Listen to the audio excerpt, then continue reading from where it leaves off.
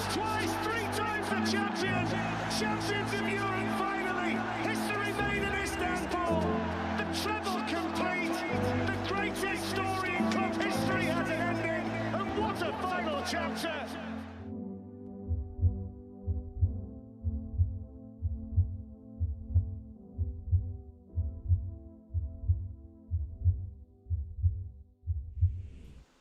Hello and welcome back to another typical City watch-along. It's been a while. Feels like it's been a while. 6 days, actually. Feels like an eternity, in truth. But I am glad to be back. I really am. And it's good to see City back as well. On the pitch, Burnley.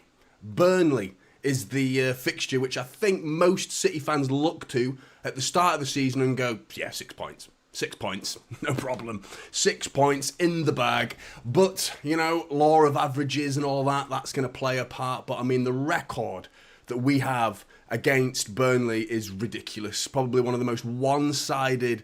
I mean, I think in the last 30-odd games or so, or no, last 17 games or so, it's like 43-1 aggregate scoreline. Something along those lines is ridiculous, absolutely ridiculous.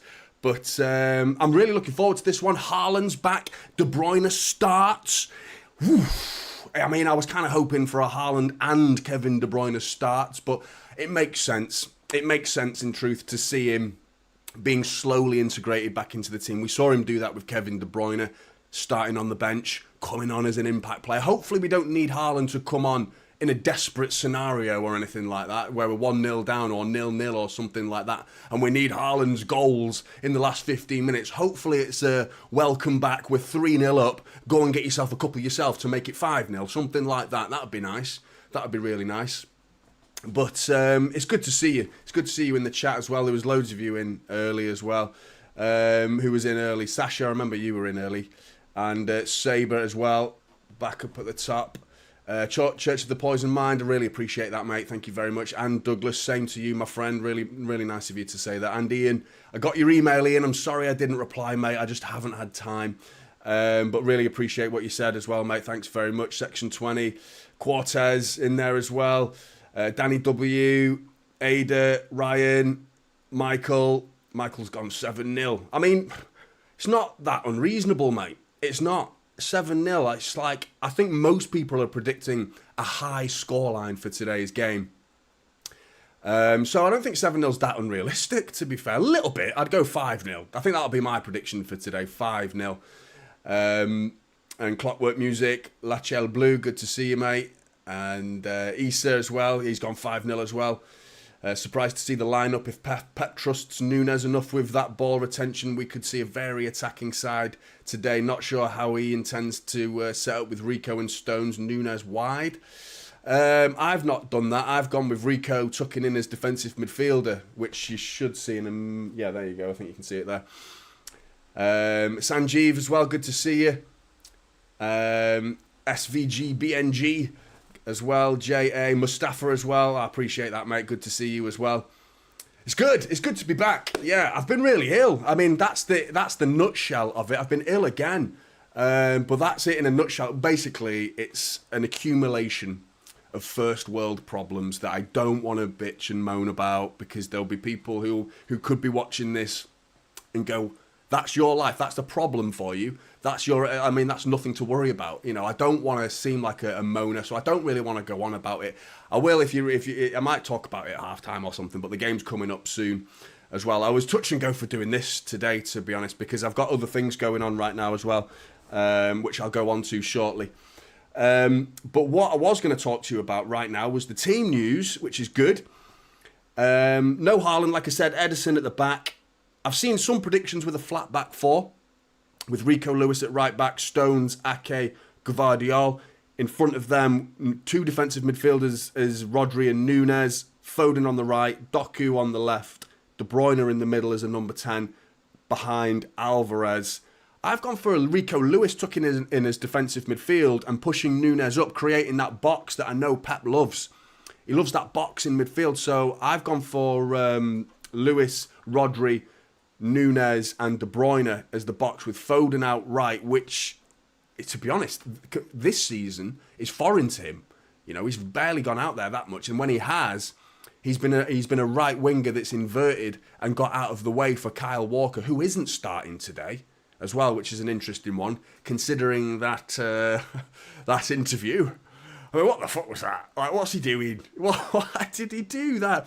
I'm all for, like, being honest and everything, but that was just like, it was cringe, man. I was cringing so badly. Not at what he was saying, just the fact that he was saying it. I was like, why have you gone to the Sun and opened up so much of your personal life? And just keep it between you and the family. I completely baffled me. Completely baffled me why he just chose to do that. I hope that's nothing to do with why he's not starting, because it's an odd one for him to not start this game. Maybe he's considering the next game. We've got Liverpool and Chelsea. I've got that up there. That's going to start at half-time. Well, more or less, as the half-time whistle goes in this game, the Liverpool-Chelsea game kicks off, and I've got that on my screen as well, so I'll be sort of half watching that during this watch-along as well. So what are they doing? Bloody hell. Just watching. He's like a happy little victim, isn't he, Bernardo Silva? He seems to get bullied by everyone, but he loves it. He absolutely loves it. And he's always laughing his socks off. You hope he's not dying inside. You know what I mean? Like, and this is why he actually wants to leave, because he gets bullied every day. But he is like the joke of the group, isn't he? But he seems to take it on the chin. He seems to enjoy it, if anything.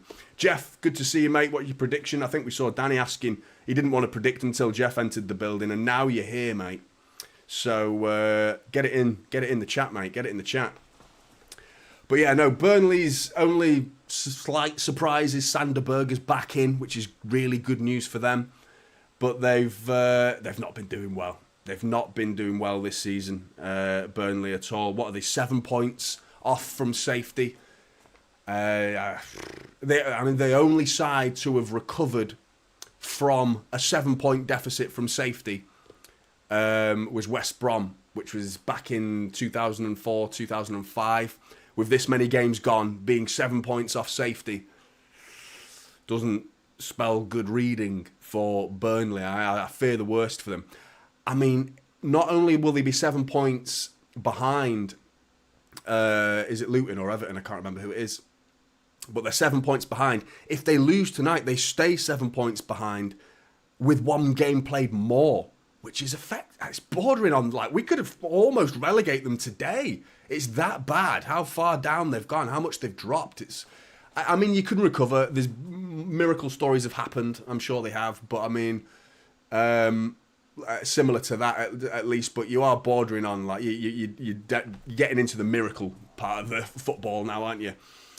Hey, Jeff, appreciate that, mate. 4-2 City has gone to. Member for 1 month, mate. Love it. Burnley to hit us on the break at least once. 4-2 as well. They're going to get 2. Nunes and Alvarez to score. On the beers today as well. So I need it. But yeah, teams are out.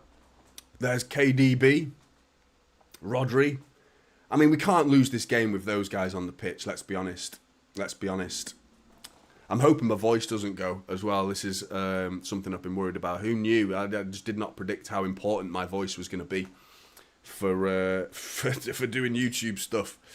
But yeah, I am worried about my voice going. It already feels a bit tingly. So I've got a little glass of water. I've got beer, which is probably not what they'd recommend to fix a sore throat. But I mean, yeah, I've been terrible. I've been so bad. The whole family's just been wiped out. There's been so many. I'll talk about it at halftime because I do want to tell you, and I feel really bad. I wanted to speak to you live before I made some video where I hid behind the camera because I feel really guilty for not coming onto this channel.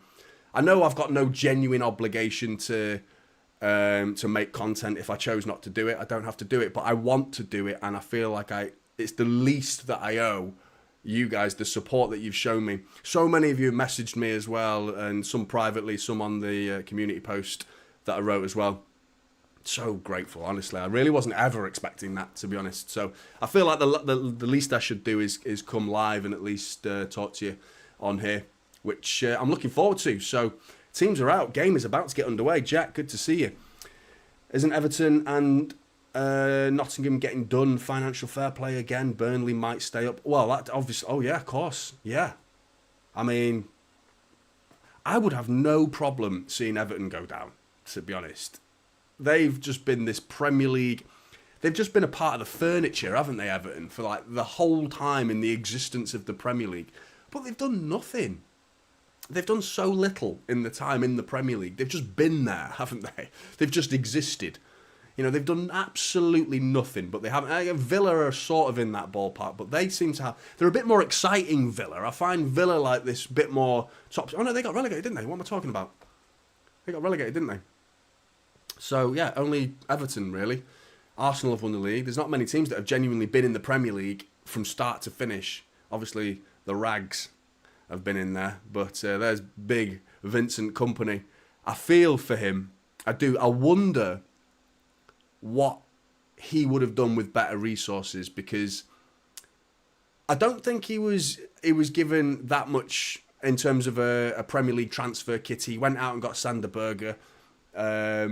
But other than that, really, there wasn't really that much activity. Koleosho's a great player. He's a good player. He's injured. Lyle Foster's a good player. But game is about to get underway. Yeah, me too. Ade. It's Burnley to kick off, and we're away. Come on, City. It's vitally important, really. I am sort of in the mind state that this game is won already. Very bordering on arrogance, bit cocky. But I feel like it. It's Burnley. It's just because it's Burnley. I always feel like we're just going to beat Burnley. And we never just beat Burnley as well. Like the records, even... I remember going to Turf Moor, like physically going to Turf Moor, and when we had that black kit, Doku, bursting down the left wing. Great play from Doku, this already. It's got caught, though, by Vitinho. Good play from Doku, that, to get the ball rolling. But I remember going in that black kit, Adebayor. I think we were 4-0 up at half-time. Adebayor hat-trick, if I remember rightly. Was it an Adebayor hat-trick? Adebayor and Tevez. I really enjoyed them two. Here come Burnley, though. John Stones stepping across. It's done well. Yeah, there's loads to talk about that has happened since... I mean, it was only 6 days ago was my last video. It feels like so much longer than that. It really does. But yes, as of in the last 6 days, we scored a goal at Spurs. Fucking hell. That only took 102 shots and about 6 billion minutes for a ridiculous amount of time to finally get a goal at Spurs. And Klopp said he's off. That's mental. Absolutely mental. Long ball over the top from Trafford. Vitinho's chasing this, gone out for a throw.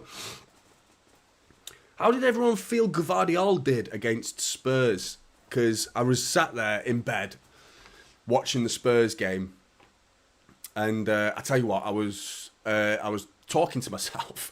I was like, in my head, I was doing a watch-along. I was like talking and like saying, "Oh, Doku's on now. Oh, brilliant. Kevin De Bruyne, brilliant. Yeah, Kevin." I was talking to myself. I'm like, who the fuck am I talking to? Like doing a watch-along, sat in bed to myself. But I had so many thoughts and so much. Like I wished I was doing a watch-along. But I had to ring my dad at the end of the game. I was ringing my dad and talking to him, and within 5 minutes, my voice had gone. So I am really worried that my voice is going to go during this game. So I might have to take like the odd occasional pause here and there. So you're going to have to bear with me.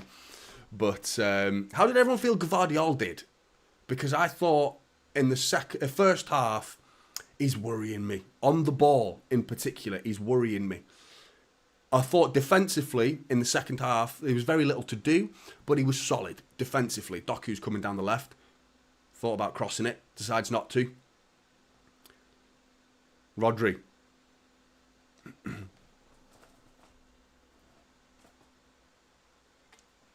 Stones out to Foden. 1-2 with De Bruyne. Foden's away down the right wing. Dinks it, back post, right-footed. Trafford, oh, he spilled it! And he's caught it in the end. Eventually, Doku was trying to pick up some loose pieces there. But yeah, I thought Gvardiol was a little bit ropey in that first half. The only player that I thought stood out as a player who was giving it away. From an attacking sense. I'm just starting to see him more and more as a defender. And there's been moments this season where his defending's been a bit, okay. That one-on-one, who was it against? Was it against Spurs? Or Liverpool? No, it was against Spurs, if I remember rightly. There was like a one-on-one situation that Ruben Diaz sort of caused the problem by committing on the halfway line. And it left Gvardiol one-on-one. But it just looked like it was like wasn't even there. So I really hope that next season we see the best of Gvardiol. But as of this season, I'm a little bit worried about him. Other than that, I thought we played really, really well. I thought we played really well against Spurs. Some good football. I thought Oscar Bob had scored at that first 4 minutes. I thought that was the game done almost at that point. I felt like if that had gone in, I felt like we'd have just dictated, dominated. But yeah, wasn't to be that goal. But yeah, Ake, what a player. What an absolute servant he's been in the last couple of seasons for City. It's all City so far, as to be expected. What's my opinion on Luton 4, Brighton 0? Worries me for the FA Cup. Doesn't it? It's a bit worrying, Mustafa. They blitzed them, didn't they? In the, what was it, like a goal in the first 20 seconds. And then they were 3-0 up by half-time, weren't they? And the fact that it was Brighton as well. Like, Brighton, I mean, I'm starting to question more than anything is De Zerbi. What's his long-term management style? Is he one of these guys that comes in, has like massive impact in year 1 and 2, or the first year or so, and then after that, the demands that he sets on his players starts to kick in? So many managers have been like that. Antonio Conte, Jose Mourinho. These managers that come in and are just like, wow, so like inspirational to get players playing the best football early. But then he's got a temper, he's got an attitude, and the demands are really high. And it starts to... Because what was that? Didn't they lose, like, was it 5-0 or 6-0 away to Villa as well, Brighton? So they've been getting some strange beatings this season, which is odd. Good to see you, Marie. How you doing? Eric as well. Hope you're good, mate. Yeah, I'm all right, mate. I've been better, actually. Been better. But I'm all right. I'll survive. 5 minutes in, and Burnley have barely strung 2 passes together. Long ball over the top here. Nunes has been dragged down there. That's got to be a free kick given. Is that Sander Berger there wondering what he's done? Well, you put him in a headlock, mate. It's not allowed. You can't do that. Interesting to see Nunes start as well today. You're wondering if Pep sees Burnley as an opportunity to start playing other players, because you've got Rico Lewis starting and Nunes starting. These are the players that have sort of been... They were there, the FIFA Club World Cup players, you know, against the slightly, with all due respect to Burnley, lesser opposition, if that makes sense. And I'm hoping that doesn't come back to bite him, because there are no lesser opposition in the Premier League. None of them should be full strength always. But Kevin De Bruyne, a free kick deflected over the bar. I'm on board with Kevin De Bruyne's new haircut. You know, I'm on board with it. I quite like it. It's a throwback, isn't it? It's a bit of a retro.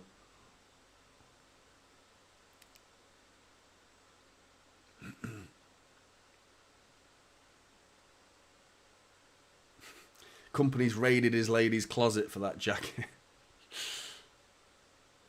I haven't seen it, mate, but Kevin De Bruyne's corner. Whipped in. Trafford picks up the deflected header that just looped up into the air. And Trafford hasn't impressed me. I thought we've done an absolute number on Burnley for, what was it, 19 million we got for Trafford. I've not been impressed at all. I think he's been making quite a few mistakes. It wasn't a mistake against Luton, though. Do you know they've had 19 days rest for this game? 19 days. I had 6 days rest and felt guilty doing this. They've had 19 days. It's not been rest, though, has it? They've been training, but still, from a match, the last time was 19 days. That's insane. And that was against Luton, when it was that last-minute equaliser from Carl Morris, that header that was dodgy, really, really dodgy. And it's sort of linked up to the... Hold on. I'm going to be shit-faced by the end of this stream because I keep needing to sip. But it's sort of linked to the Ake goal against Spurs, because it's the whole new conundrum of what's the rules for touching goalkeepers in the corners, from corners or free kicks or whatever it is. Nunes has given it well. He's not. He's got a free kick there. He came in through the back. Sanderberger again. But this whole debate is an interesting one because of and then you've got the Akanji hand on Alisson. You had the Carl Morris, was it even him that hit? I can't remember, but someone charged into James Trafford, and that was a blatant foul. That wasn't given, and it stood as a goal. But then Akanji, little hand on the shoulder, that was ruled out. And then the whole debate around Vicario and Ruben Diaz, baffling that was even a debate. There's only one person on the planet that thought that shouldn't have stood, and it's Mark Goldbridge. So there's absolutely no surprise in that. Which, I mean, when Mark Goldbridge says something, it's like The Simpsons when it's the opposite day. That's literally how you should watch Mark Goldbridge. Everything is the opposite to what he says when it comes to Manchester City. Just reverse everything he says, and then he makes sense. Do you know what I mean? I do like him, though. He makes me chuckle. Echeverri, I'm looking forward to him. But yeah, Section 20 saying he's going to go to Girona for a bit. I was surprised that we're not getting him in the summer. So he's not officially a City player until January of next year, which is an odd one, isn't it? But I'm excited to see him. Long ball to Foden, intercepted. It's been a bit of a midfield battle so far. Moona Classic, how you doing? Good to see you. James as well, good to see you. Alvarez, it's time to score. Mate, I hope so. I thought he was a bit anonymous. Oh, shit, Nathan Ake. Who else? Mopping it up. Amundi was... Oh, and Foden nearly gives it away. A little bit sloppy from City so far.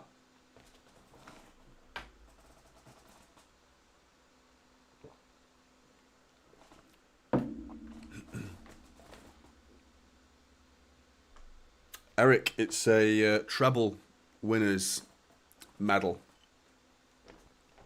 I nearly said something then, but I know you're a nice Arsenal fan. You're a nice Arsenal fan, so... But, yeah, no, it's the club send it out to season ticket holders of last season. So anyone who was a season ticket holder could apply for one of these and get sent out for free. So why wouldn't I do that? I had very little to do with the treble, other than turning up and shouting, "Fucking come on!" Other than that, that was my role. Doku's cross, cleared.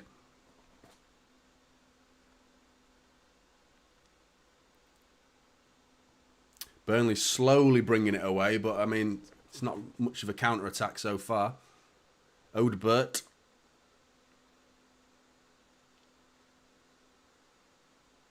Back to O'Shea.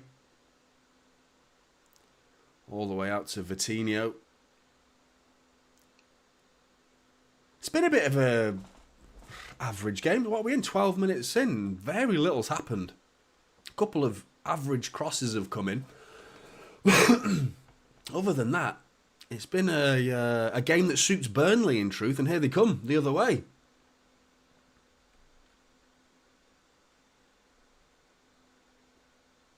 They're in Burnley here. John Stones having to step across, gets his tackle in, corner ball to Burnley.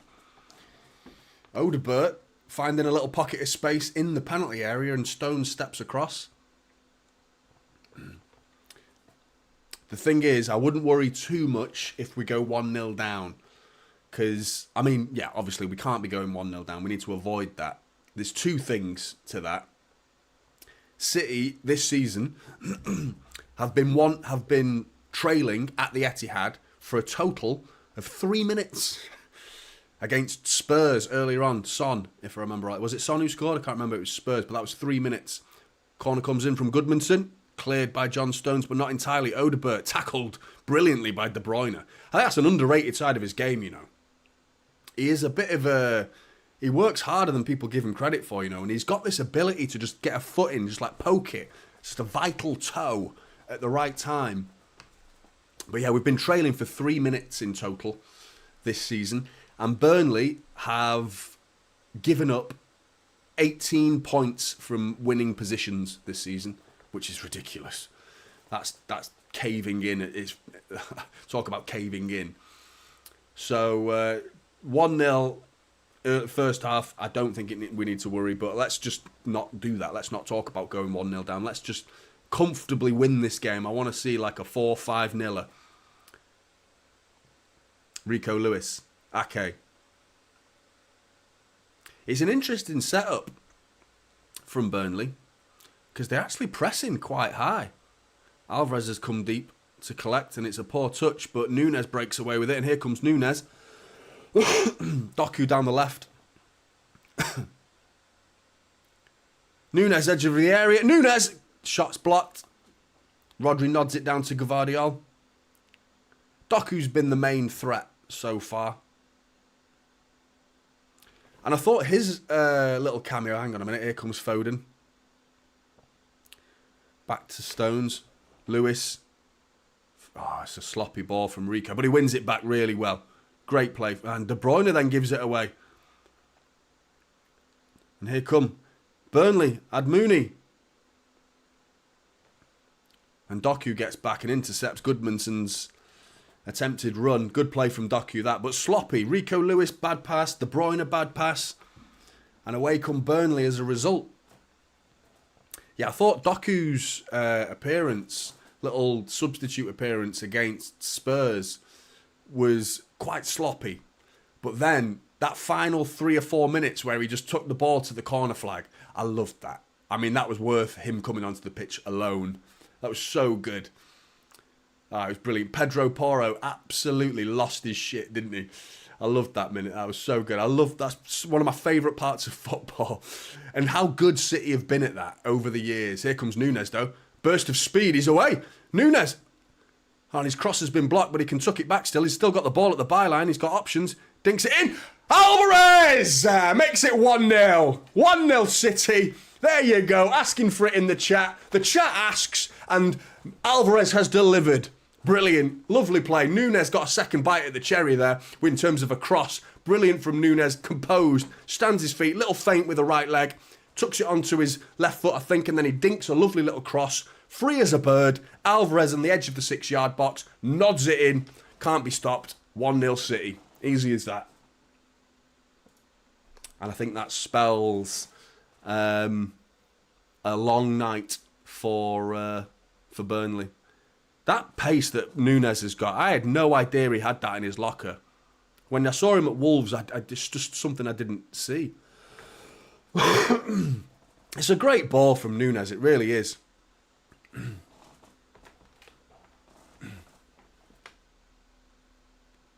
He tries to get it back to De Bruyne, I think, first time, but the blocked cutback comes right back to him. And rather than panicking, he takes his time, has a little feint with it, tucks it onto his left foot, crosses it. Alvarez, brilliant.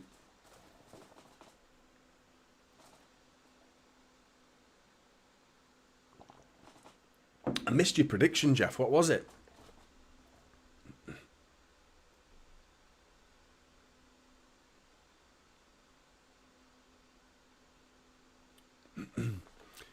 Dennis, I don't know, mate. I'm watching it on Sky. Well, it's actually TNT, which is through Sky.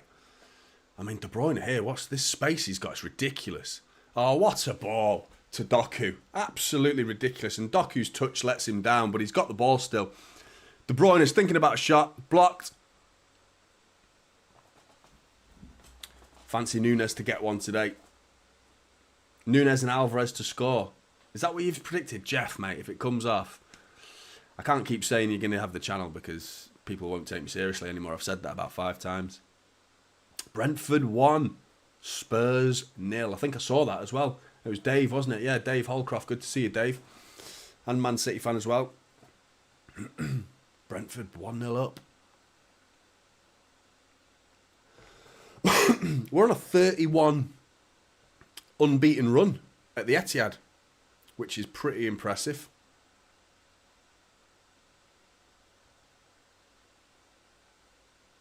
Cortez has gone 4-0. I feel for Vincent Kompany. I feel like he looks at it like You know, having been at City and watched Manchester City play football and been part of it and been such an unbelievably good player, and then to stand there on the touchline, he must feel like that dad who's really good at football and he's coaching like a bunch of 8-year-olds that can't string 3 passes together. Do you know what I mean? Lovely ball from Gvardiol, that is. Right onto Foden's foot. Love that from Gvardiol.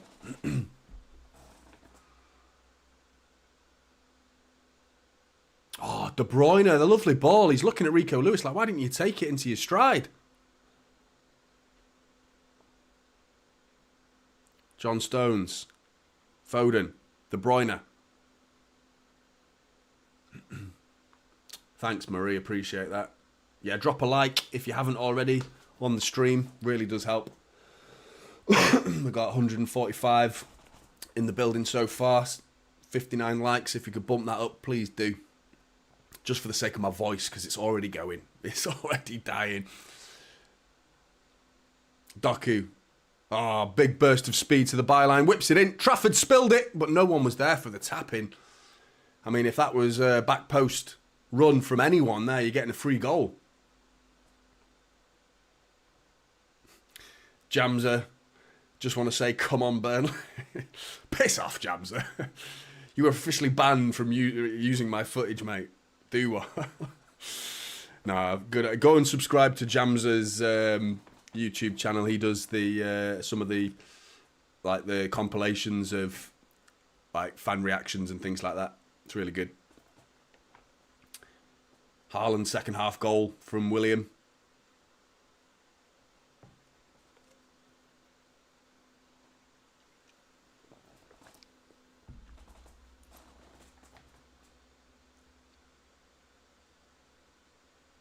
De Bruyne has been brought down there. I was missed that. December the 6th. That's just a random date. That was the last time Erling Haaland played for Manchester City. That's ridiculous. When you think about it, what? Basically February now. You know, nearly basically 2 months without Erling Haaland. De Bruyne has fed Alvarez and he's just, oh, that's so easy. It's 2-0. So easy. Burnley, embarrassing. Embarrassing defending, completely switched off. But let's put the credit all the way on. Pep's going wild there because that's straight off the training ground. Kevin De Bruyne, free kick, very central. And they're all smiling. All the City players are smiling. They're looking at each other like they knew that was a plan. That was. Burnley switched off. Alvarez's run was sharp, quick. De Bruyne just fires a pass. Everyone's expecting a cross to be whipped into that back post. But a pass has just split the defence open. And it's not that creative. It's pretty basic. I'd still be questioning Burnley in truth. It's 2-0 Manchester City, so I don't give a shit, really. Why I'm defending Burnley is beyond me. I've no idea. But I'm starting to think, like, yeah, he knows. Look at Pep. He knows. That's straight off the training ground. And I think he's going to run and probably hug his set-piece coach. Yeah, there it is. I don't even know who that is, but I imagine that's the set-piece coach. Brilliant. 2-0. Boom. Easy as that. I think Burnley are about to collapse. I think we're about to witness a capitulation from Burnley. 22 minutes, 2-0.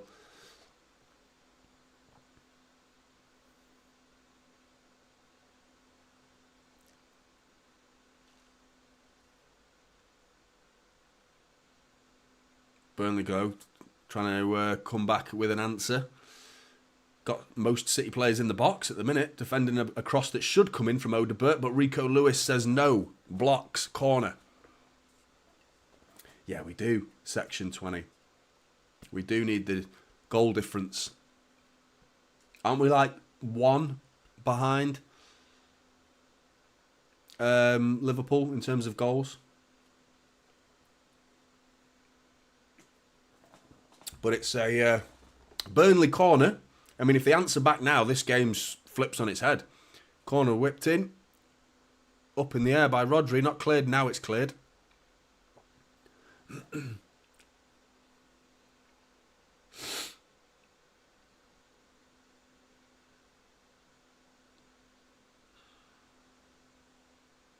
Oh, lovely play. Foden and Rodri. De Bruyne and Foden. Oh, Alvarez just wasn't ready.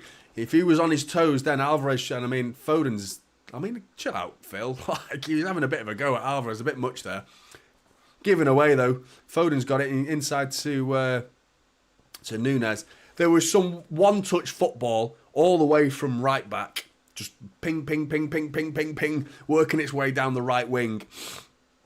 Foden lays it to Alvarez, and Alvarez was just flat-footed. You don't think he was expecting it, because he was probably too busy enjoying watching the football rather than playing. You're part of the move, mate. Like, you need to be on your toes. But yeah, it's ominous signs this for Burnley now that City in the football we're playing is really good.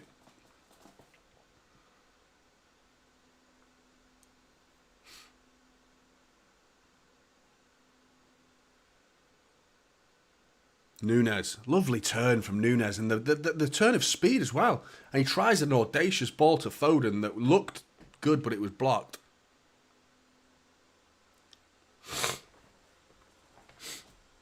Sorry if you hear me sniffling. I can only apologise if it just sounds like the most disgusting watch-along you've ever watched. Like, just hit. Oh, hang on a minute. Lyle Foster's in. Well played, Josko Gvardiol. Josko Gvardiol gets back with a vital tackle there. One-on-one. Lyle Foster was fed through by Odebert. Really good defending by Gvardiol. That really good. Great play. Great play. That's it. It's a snot along. Cough along it could be.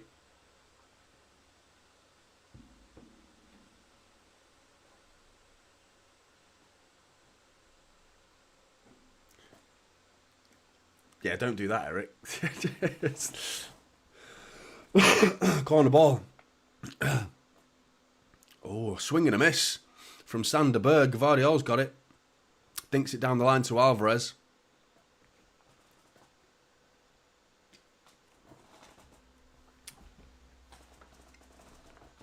Laid off by Doku to Rodri, who's coming down the left. He's got De Bruyne inside, Foden on the right. Núñez fed down the left-hand side. Núñez in the area, turns, twists. Núñez! Saved! There, you nearly had it there, Jeff. You nearly had it, mate. And I think you might get it. I've got a funny feeling. There you go, Jeff. Section 20's dropped a link to Jams's channel.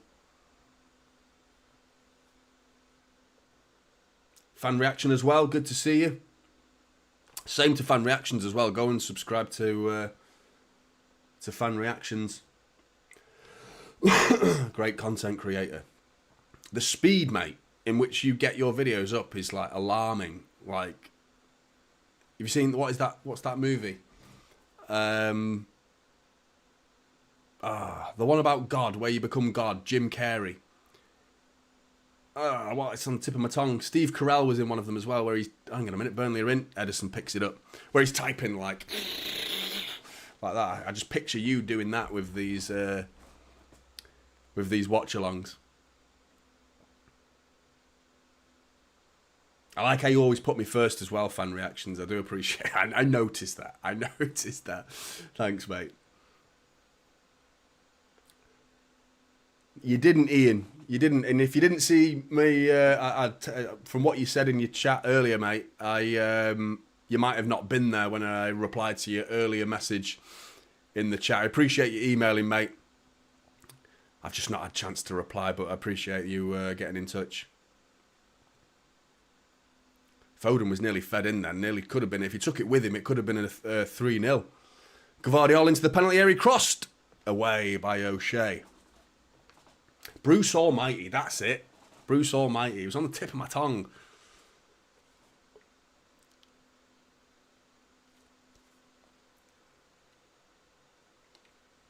And then the other one's Evan Almighty, isn't it? And that's with Steve Carell.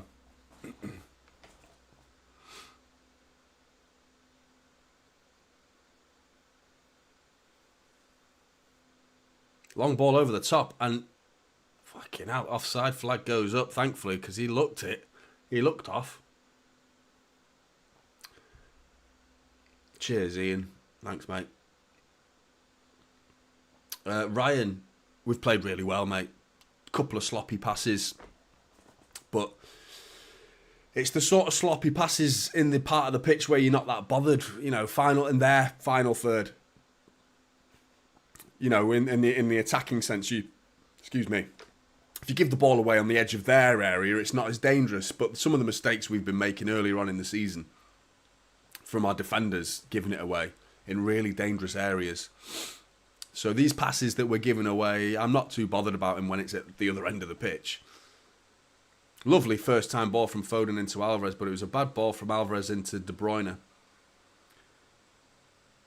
But you're Alvarez now, and you're on a hat-trick.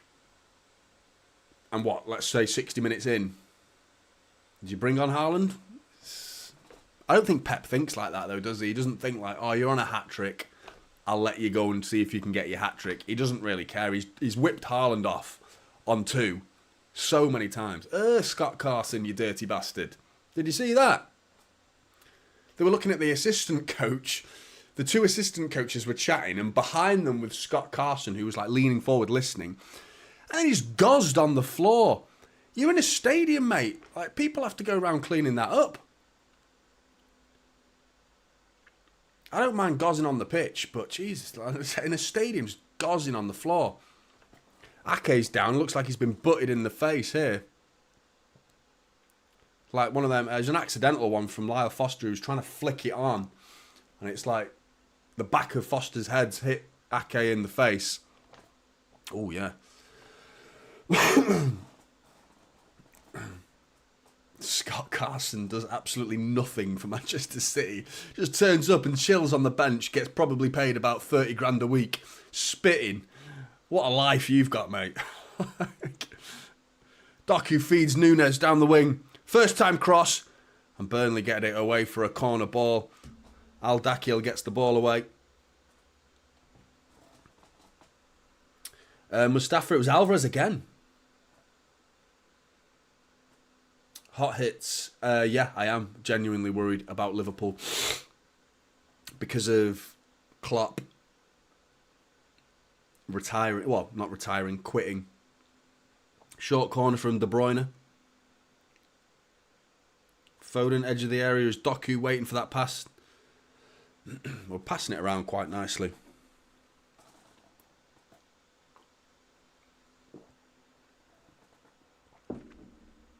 De Bruyne again with a tackle. Really good. Such an underrated part of his game.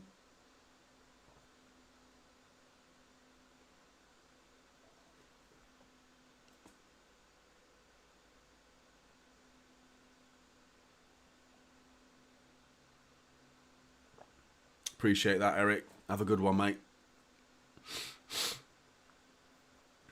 Yeah, I don't know what's going on with this illness. I really don't. I'll tell you the truth, I'm absolutely sick of it. It's been like genuinely like nearly 2 months I've been ill. It seems like multiple illnesses as well. I started with COVID and it's turned into something, whether it's long COVID or whatever the fuck, I don't know. I don't know anymore. It's just deflating. It's really depressing. It's not just me either. Charlotte's really ill now. She's been ill for quite a while. Chloe's been ill, my little girl. Harry, my son's been ill. My mum's been really ill. She's in sync with me, my mum. Every illness I get, she's been getting. It's been terrible. I've never had anything like it last for so long as well. And I keep saying, like, oh, I'm back. Well, you know, when I was ill before, I was ill like a month ago in December. And I was like, right, I'll be back in a couple of days. And then I was back and I was like, right, that's me done. But it wasn't. And I couldn't believe it.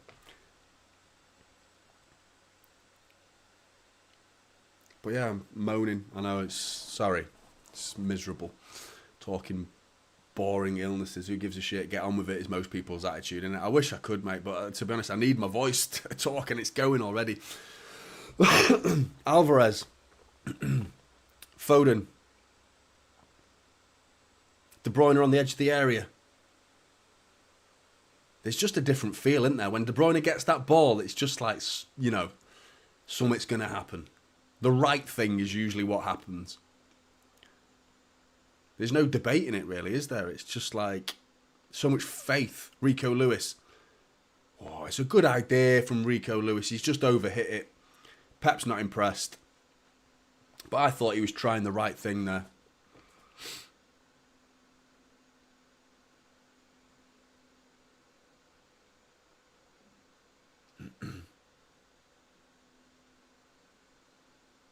You had a stomach bug on your son's first birthday. Happy birthday to your son, first of all, Jeff. And that's a grim time to have a stomach bug. There's no illness in that regard from me. I've not been sick. I was actually during COVID. I threw up like a tiny bit of water it was a coughing fit. It wasn't like I feel sick. I was just coughing so much that you just heave and something came up. Do you want any more detail?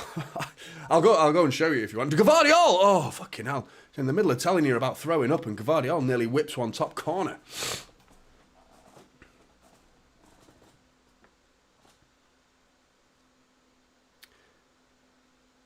I was going to make a video, 2 days ago, but I just couldn't speak. And I'm still going to do it. But I'm going to give you a spoiler now. And it's about Kyle Walker. Because, do you know something? And I'm one of them. What I said was he's the. I don't trust him going forward, and I think most City fans said that. But there was the cross for Oscar Bobb's goal that was disallowed against Spurs. That cross for Bernardo Silva's little flick against Newcastle, unbelievable ball, right on the money, and that got me thinking. Okay, how actually bad is he at crossing the ball? And I looked at last season's stats and the seasons before that. He's poor the season before. And we've all been saying it, I've been saying it, but I want to be the type of guy the type of channel that's open to going, got it wrong. Because there's so many fucking frauds out there that don't have and I mean frauds, I'm not saying that lightly, and I mean people pretending they know what they're talking about, and it's like on so many different platforms talking about Kyle Walker is such a scapegoat for this season, and I think it's a joke. I really do. He's got the highest cross percentage completion in our entire team this season. Last season he was on about 18%.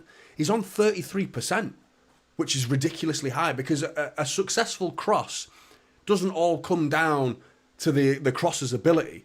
The run has to be good. The positioning of the attacker has to be good.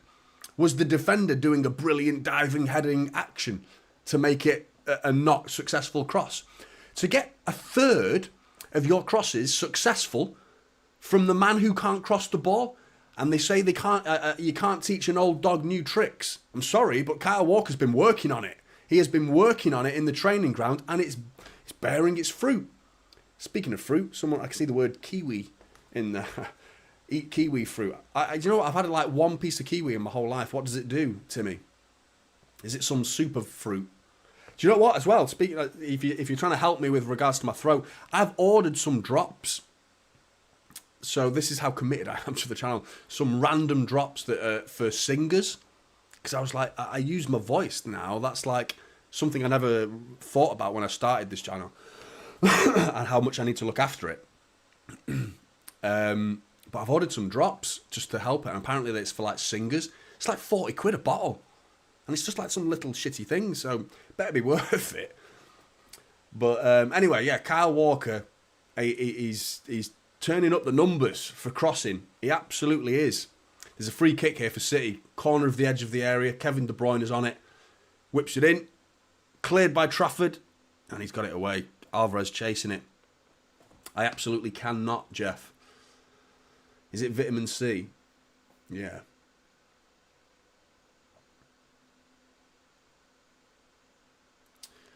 But yeah, no, the numbers for Kyle Walker is really, really impressive. To see him get such high crossing statistics. And you go back to last season, 17%. Year before that, 16%. It's always been like that. Now he's like doubled his output for crossing ability. He's got more than Kevin De Bruyne. And I mean, Kevin De Bruyne has played like 4 games, so it's a harsh stat. But he's still got a higher percentage than Kevin De Bruyne last season. But Kevin De Bruyne was like tried about 300 crosses compared to Kyle Walker, who's tried about 40, 50, 60, something like that. That's it, Captain Harris. I bought it for singers, and I'll give you... I don't think it's going to give me like the voice of like a siren, where I'm going to be able to lure you subscribers in and get like some marvellous voice. I don't think it's going to do that. It's just going to not have this burning sensation in my throat that's just like unbearable. Like, it stings to fuck. It's horrible.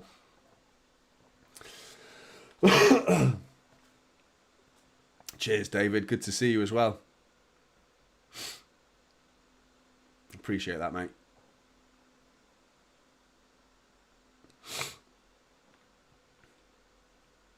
Yeah, Danny, I'm breaking even thanks to that bottle.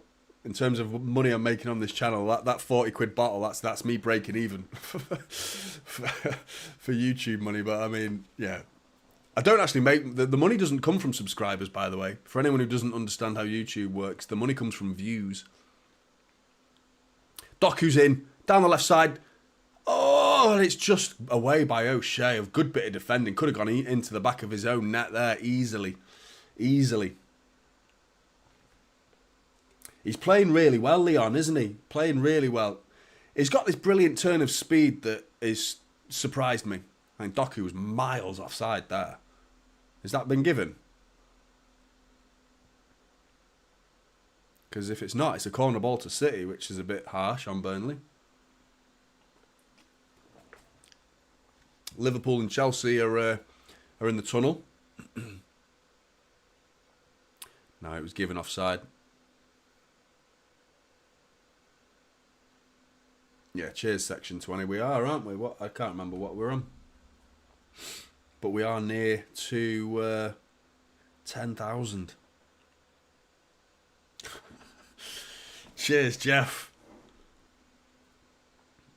Here's money for a Kiwi or two. I like how you're the or two. You didn't quite know what the importation tax price would be for UK people in case Kiwis are... I don't know. I don't think I've ever bought a kiwi in my life. I like fruit. I had some pineapple today. Pineapple's by far away the best fruit ever. And I don't care what you say. I'm not even going to ask what your favourite fruit is, because pineapple should be your favourite fruit. It's that good. It's so good. $1 a kiwi would be highway robbery.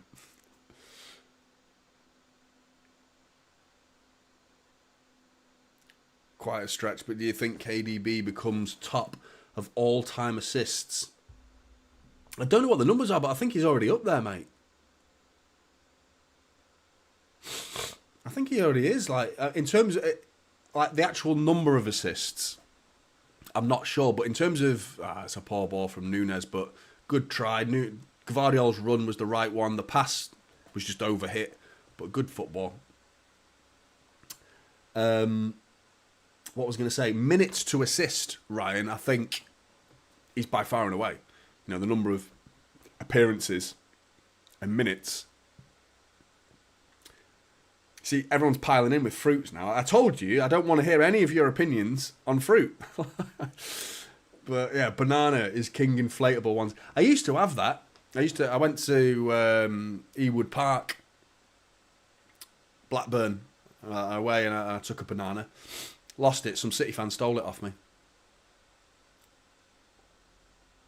Oh, Burnley nearly made it 2-1 there. Lyle Foster whipping it. I mean, a couple of yards past the post, but it was a good effort. I mean, if they take this in 2-1 at half-time, Issa's going mango. Heat's going banana. James going blackberries. Underrated blackberries. I must admit, blackberries are underrated. Blueberries are pretty good as well, Timmy. Marie's going with strawberries. Jeff's agreed.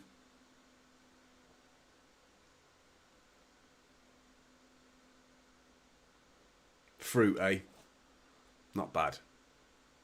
It was like the sweets, wasn't it, of the old days? Like before, like, sweets or candy in America existed. That was sweets and candy, wasn't it? Imagine being the first guy ever to just stumble on an apple tree and just go, fucking hell, what the fuck is this? Absolutely mind blown. Like, I've been eating like mud and clay. What the fuck is this? An apple?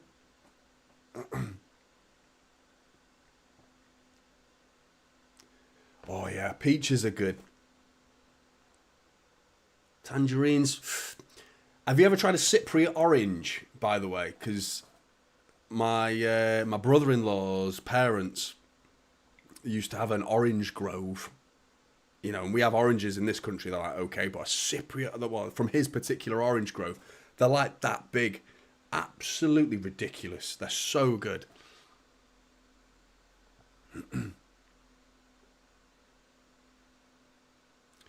TX Hoopers is bananas over pineapple. See, the problem with bananas is that when I see a bruise, I'm like, it puts me off. Does that make me fruitist? I don't know. I'm a bit mean on bananas when I see a bruise. And I'm like that with apples as well. If there's like a mark on it, I'm like, it's not good enough. It's not good enough. Whereas pineapple, the downside to pineapple is when you get those edge pieces that are like really hard. They're the shitty bits. But Liverpool and Chelsea are underway. Do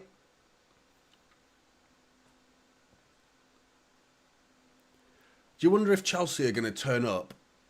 That performance, the 4-4 against us, where's that been? Where did that come from? And where's it been since then? Frustrating.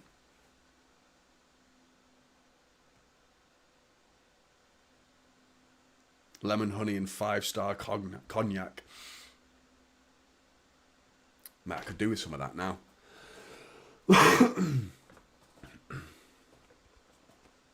Half time fast approaching. We've got 2 minutes of added time, of which we are more or less a minute of that through. I'm going to need a pee though, because that's what beer does to me. So I'm going to have to go for a piddle at half time. And then I'll be back.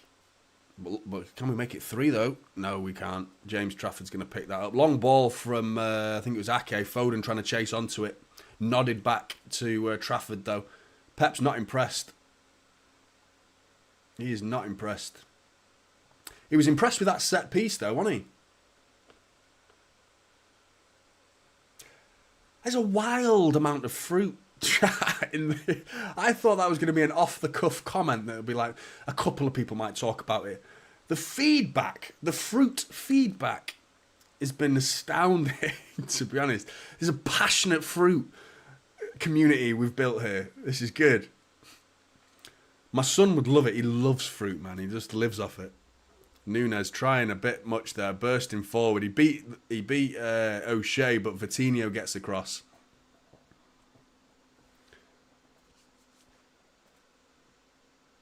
Passion fruits are good. There goes the half-time whistle. Simple football, really, from City. Very little for Burnley to shout about.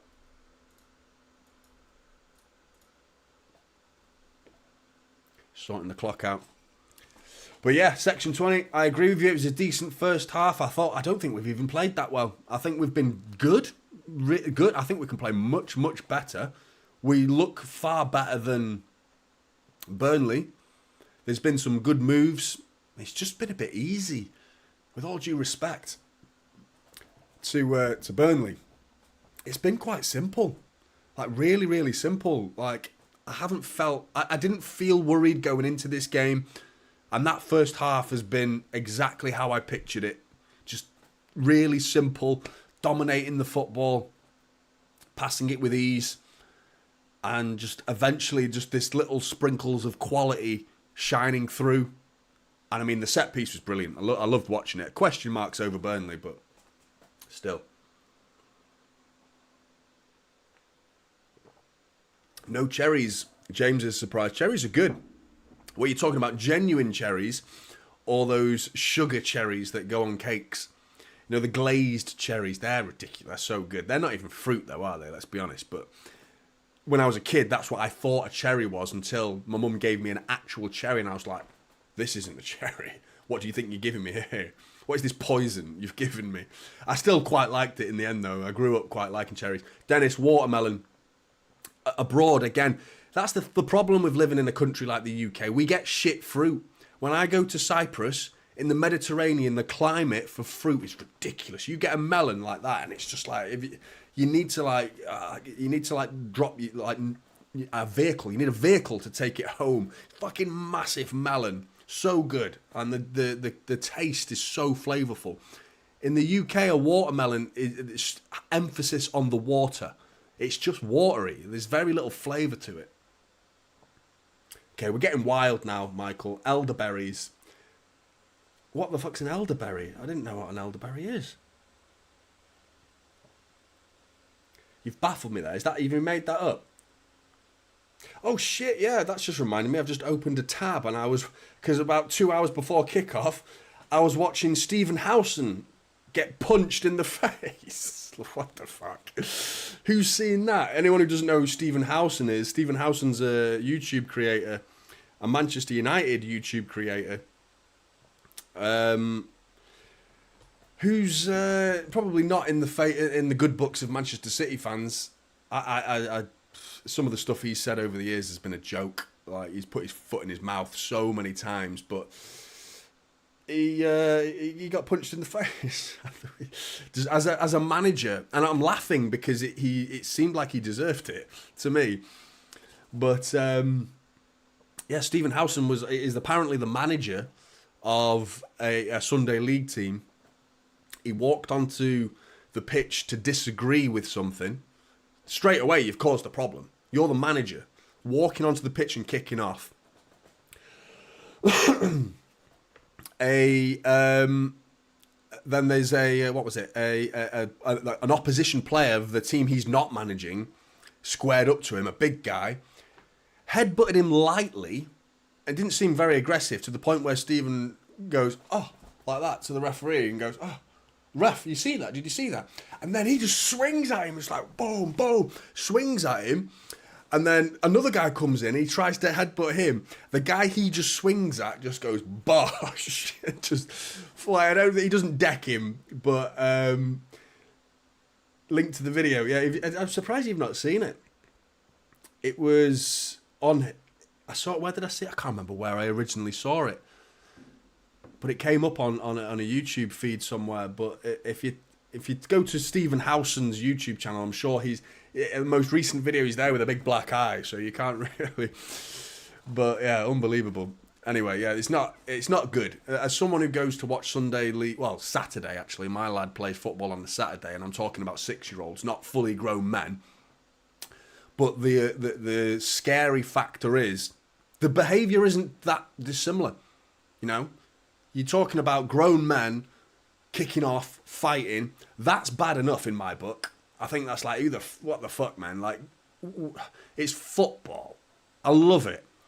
But you'll never get me punching someone over football. You'll get me tackling someone hard. I play football, and I play it religiously, multiple times a week. I'll kick people, and it's all in the spirit of the game, though. I won't raise my fist and try and break someone's face just to play football. You know what I mean? I'll square up to you, and I've had arguments. I've done the pushing and shoving. We've done all that stuff. But I mean, and I'm not soft either. I'm not against fighting if it comes to that. Defend yourself. But coming onto the pitch, swinging at people, it's just the smudge and the stain in grassroots football in the UK.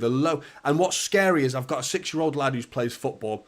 I've seen parents crossing the pitch to come blows with each other in a 6-year-old's football match. Just let that sink in, you know. Not even grown men. Mental. Absolutely mental. Cheers, Michael. He got man of the match the other day, which is the first man of the match he's got for this team. When he joined, the standards were so high. When my lads joined the new football team, the standards were so high, and he was beneath those standards, in truth. He's worked so hard, and he's practiced so much, and he's always like, outside that door is a landing, and every day we play landing football with this sponge ball where he just boots the ball at me relentlessly for half an hour, and his technique's improved. but his understanding of the game. Long story short, last weekend he got man of the match, and it's not just one of those like sentimental man of the matches. He deserved it. He played really well, and I was buzzing. I was absolutely probably one of the best moments. I don't know. I was like, it was so high up in my life as a moment to think about.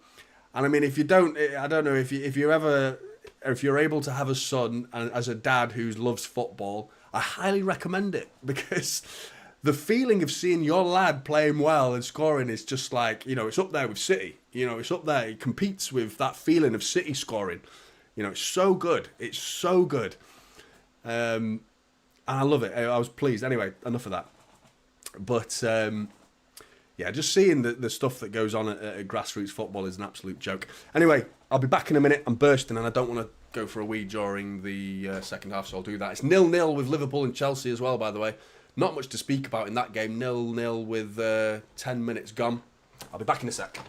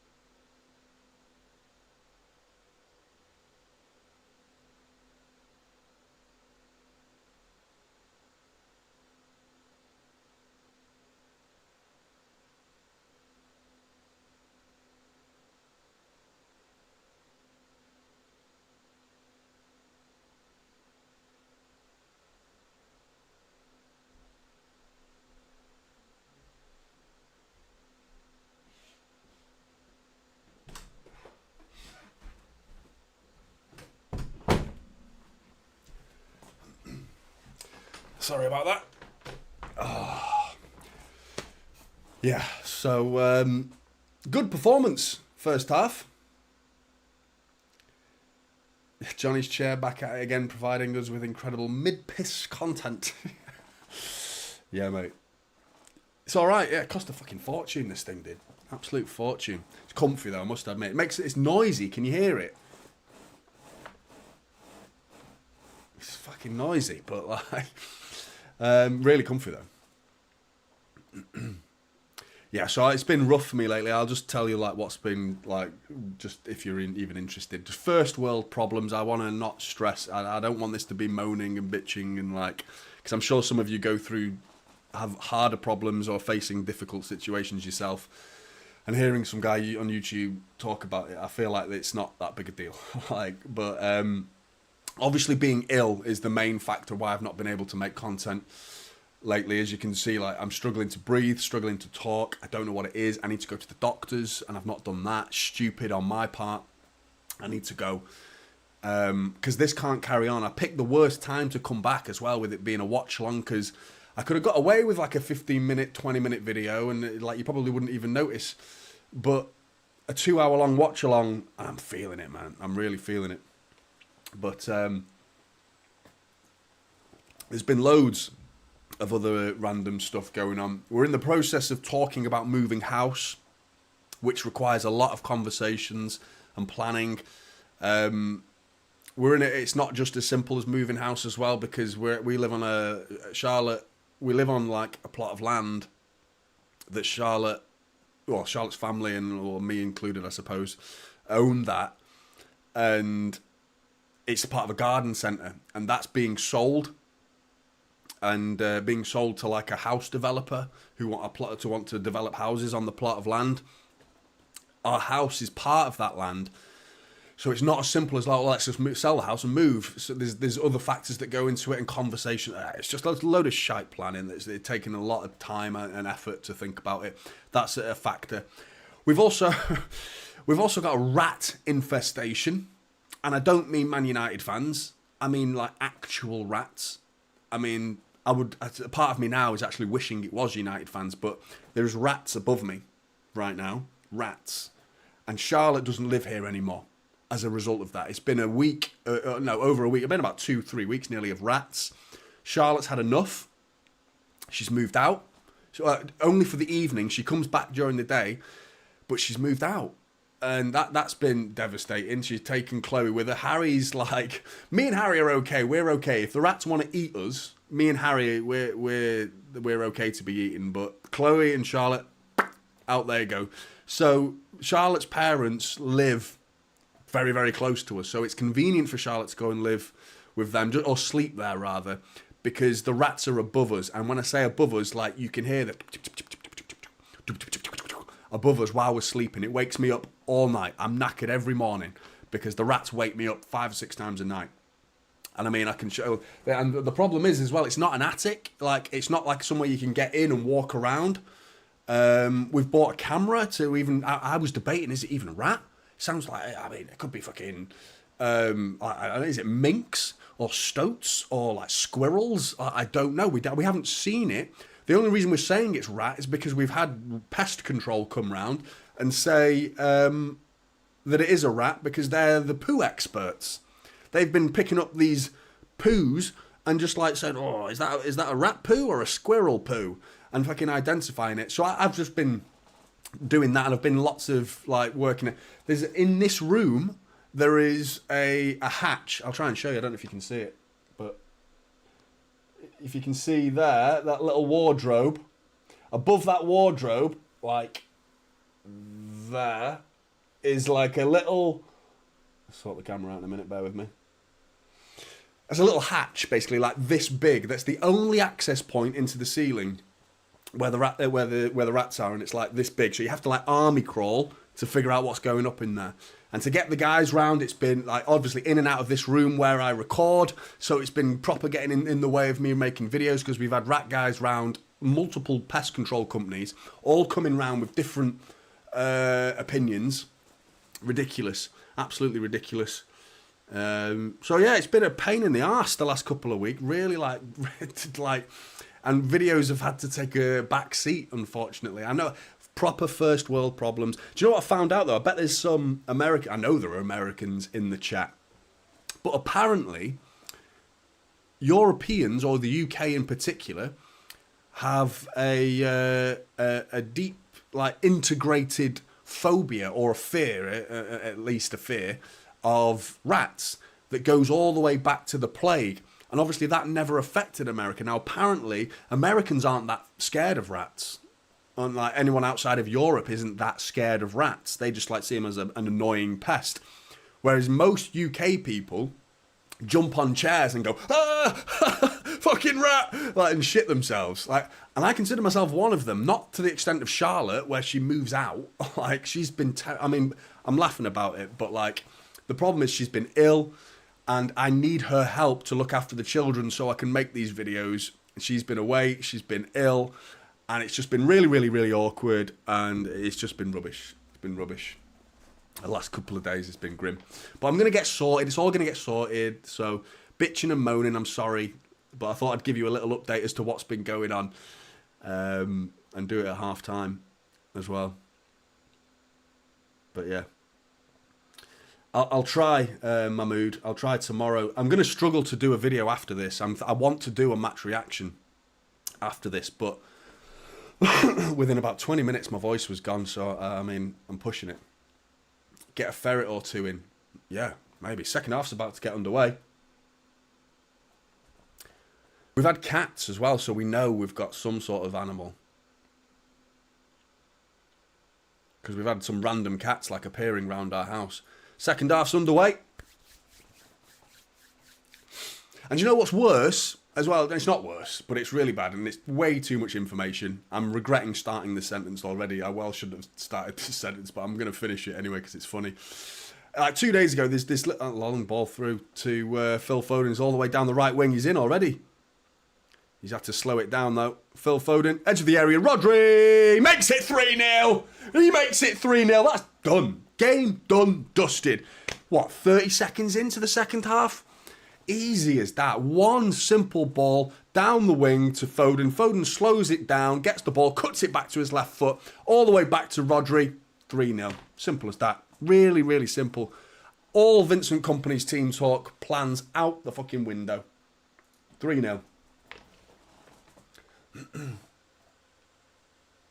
That's a ball from De Bruyne it was to Foden. Really, really good.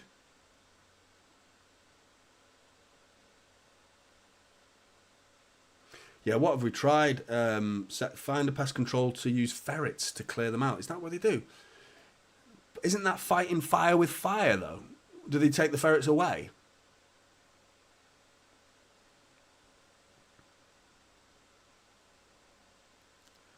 We had a leaky pipe lead to a moisture mite infestation and had millions of them in our bathroom and kitchen. We had to move out for 3 months without baby.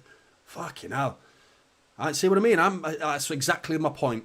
There's always someone worse off than you in a situation you think you're having it bad. That's grim, mate. At least Charlotte's moved out, and that's by choice. You had to for 3 months. Did you have one of them, like Breaking Bad?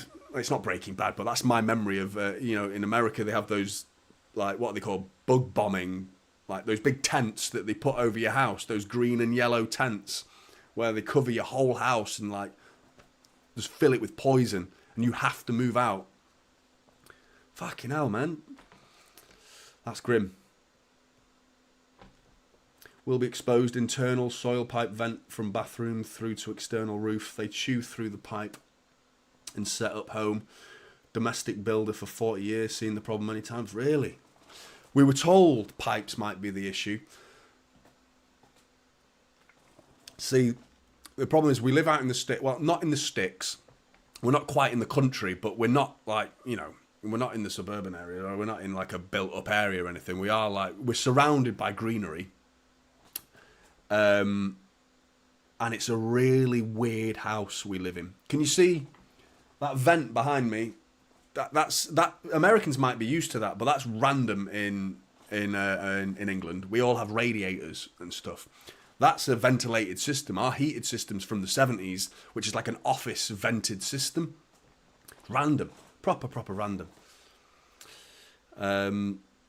But yeah, some bespoke house was built. Charlotte's grandparents built this house in the 70s, and it's like really weird, and it's like all like over the place. There's like ledges and like weird roofs. So it's not as simple as just sending a pest guy round and finding a hole. It's like he's got to get in so many like little weird places. Anyway, let's talk about football, talking about some random fucking rat infestation. Is Grealish now our third choice left winger? Who's second choice if Doku... I presume you put in Doku first. Who would you put in second if Grealish isn't second? But I'd still put him at second.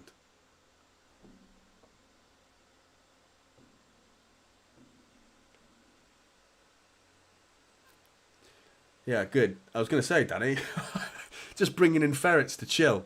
Like, you've brought a problem in the house. Yeah, to sum up, I had the worst couple of days as well. Like, do you know what's worse? It's not worse, and I nearly started saying that sentence, but then we rudely interrupted by a third goal for Manchester City. Fucking hell, Liverpool have scored. Been rudely interrupted by them scousers as well now. Fucking hell. Shit. Yeah, 1-0 Liverpool. Diogo Jota, who's stepping up. They don't lose when Salah goes missing, you know. They've got a great record when Salah goes away, or injury, or African Cup of Nations. Every season, like I see them lose Salah, and I go inside, like, good, yes, that's a positive. So easy from Jota, the weak defending from Chelsea, that he just bursts his way through the middle of two centre backs and pops it in the bottom corner. Right, enough about them. City are coming forward. Phil Foden has a shot blocked.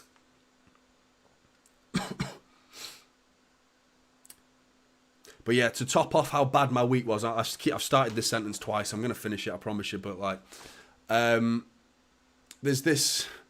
De Bruyne is in. There we go.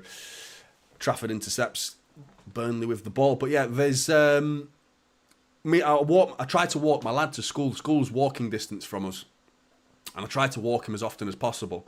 And there's this tree that he always needs a pee at.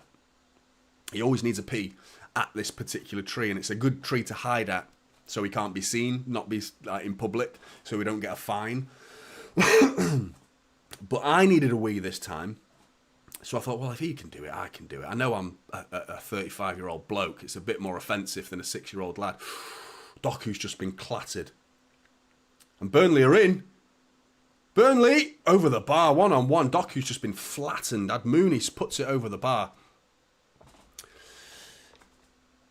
But yeah, there was this. I go for a pee basically at this tree, and my lad's like walking away. So I turn round and say, "Where are you going? Just wait there a minute." And as I turn round, it was cold as well, so I had my gloves on, and my glove gets caught in this bramble, right? And bramble, and it is like this, like tripids with thorns basically.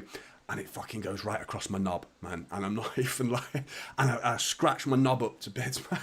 And when you get stung by bramble, it's itchy as fuck. So had the worst days ever, man. I've got rats upstairs fucking like infesting the house. I've got an itchy knob. And I'm fucking fuming, mate. Absolute joke, man. Honestly. The worst fucking couple of days, man. I'm regretting saying this already. I'm already like regretting telling you this story. It's a bit too much information in truth, isn't it? But, I mean, it was like, that was me, done. I went to bed. I got home and I was like, I'm done. I went to bed. I'm getting in bed. I'm going to itch my knob for the rest of the day. Not in a good way either, the bad way. The actual itches, bad way. Like, not good. I can see you're enjoying it, though. Good. I didn't enjoy it. I told the missus, she was buzzing. Like, absolutely buzzing with that news. She wouldn't scratch it for me, though. Yeah.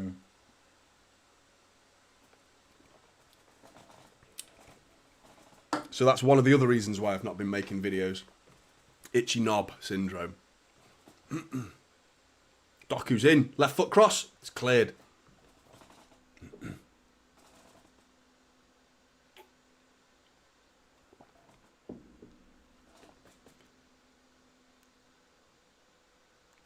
He's got good footwork, Rodri. He tried to work into the area. What was that goal he scored? I think it was last season, or was it this season? There was a move that he did where he just like bang, bang between his feet and then he buried it bottom corner. Was it in the Champions League? I'm pretty sure it was this season, actually.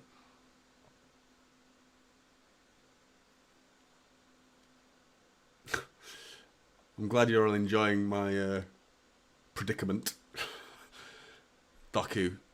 Edge of the area. Phil Foden. Oh, so poor defending from Burnley, honestly. Short corner to Doku was just like, they didn't even bother marking him. Alvarez tries to send one through the channel to Ake, but overhits it.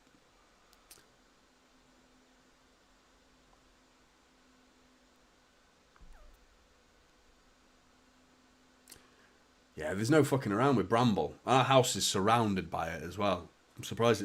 I'm not surprised that I don't get my knob out in public that very often. So the likeliness of getting stung by bramble on your knob is pretty low in the pecking order. But to get stung, I'm always getting stung on my legs. You go out and even like through your jeans or through your pants, whatever you're wearing. If it gets you, and you've got an itchy leg for the rest of the day. It's grim. Well, that's what you get, pissing in public. It's kind of like a little bit of karma, really. No one saw it, but... yeah. Captain Harris, I hope to see Haaland, mate.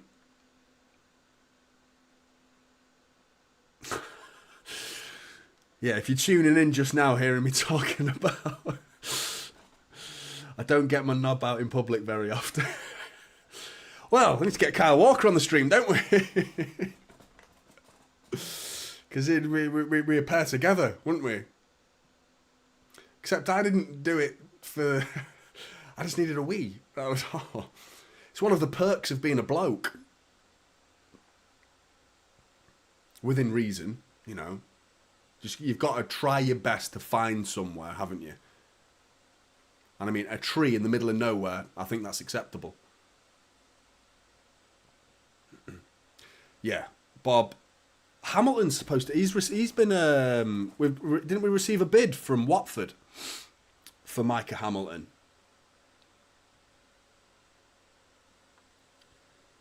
Which, if it's a loan bid, I don't really have any objections to that, really. I've seen the thumbnail. I know the video exists, Section 20. Big Steve interviews with Kevin Horlock. I need to watch it, mate. I want to see that.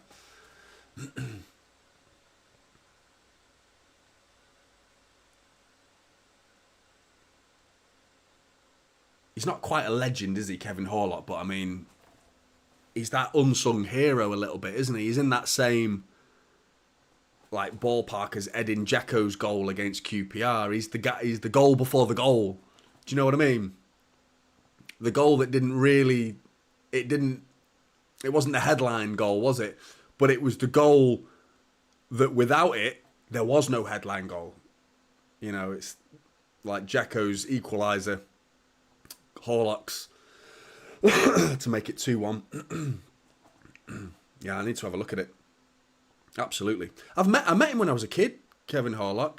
My mum somehow knew someone at City, and I got to meet all of those 99 guys. I went to the City reception, and they were doing a signing thing. Gerard Vikins, Andy Morrison, Sean Goater, Kevin Horlock, Gareth Taylor, all those guys from 99. And I've got pictures of me like looking up to them like with my little autograph book. My mum's got them somewhere in a loft somewhere. I've got the autograph book as well somewhere.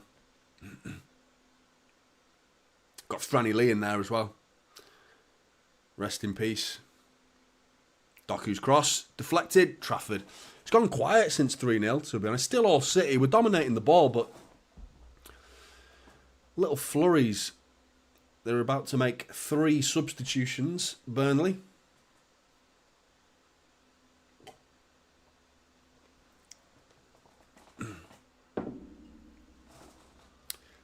Would anyone be interested in me? I haven't spoke to the guy about it, in truth, but does anyone know Matt Slater from The Athletic?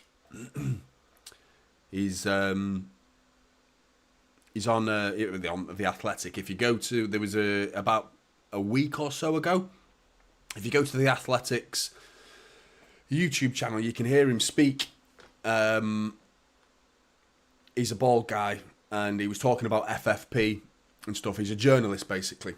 I play football with him, and I didn't know he was a journalist. I had no idea. I had absolutely no idea. I just knew him as Matt, the guy I play football with. The guy who kicks fucking lumps out of me, by the way. He's an aggressive footballer. I've given it him back, but he likes to kick lumps out of me. He's a good player. He's got a good football brain. He's older. He's well above the average age of the guys I play with, but he's that old guy who knows the game. You know, he knows where to position himself.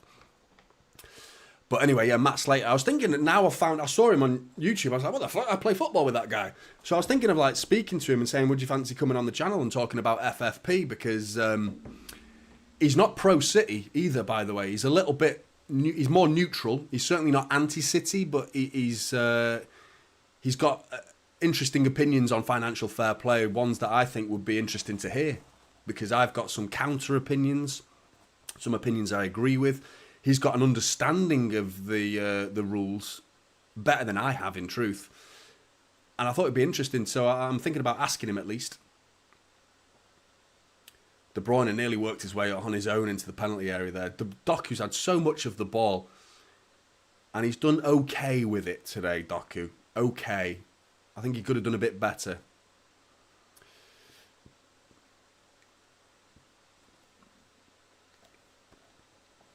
Cooler Zebra. I play 5-a-side mostly now, 6-a-side sometimes. So it's not really positions. Up and down is the position. The bleep test. That's the position. Attack and defend. But if you're asking 11-a-side, probably defensive midfield. Maybe centre-back. but more of a ball-playing centre-back.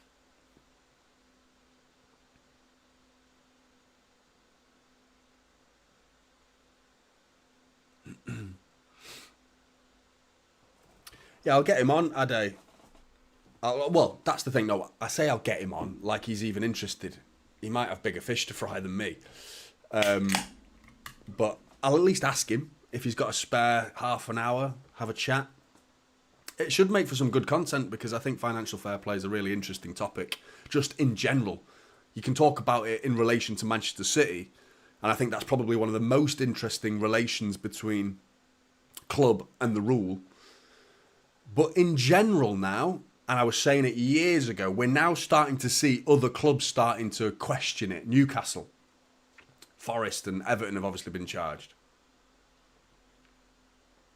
So all of a sudden, it's not just City and financial fair play. Lots of other clubs are talking about it now. Still 1-0 Liverpool.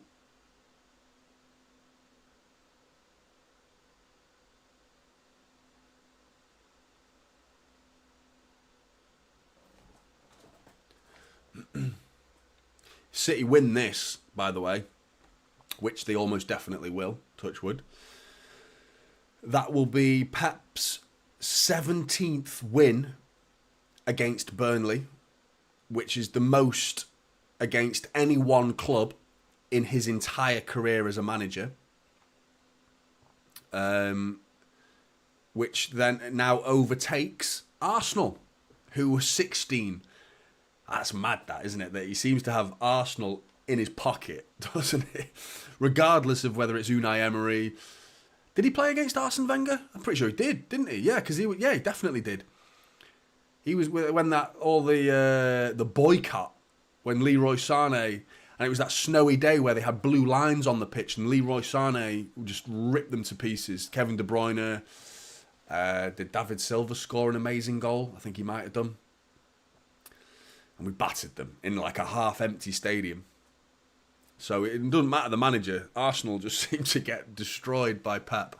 But now Burnley have taken the mantle as the number one club that he enjoys to beat the crap out of. So.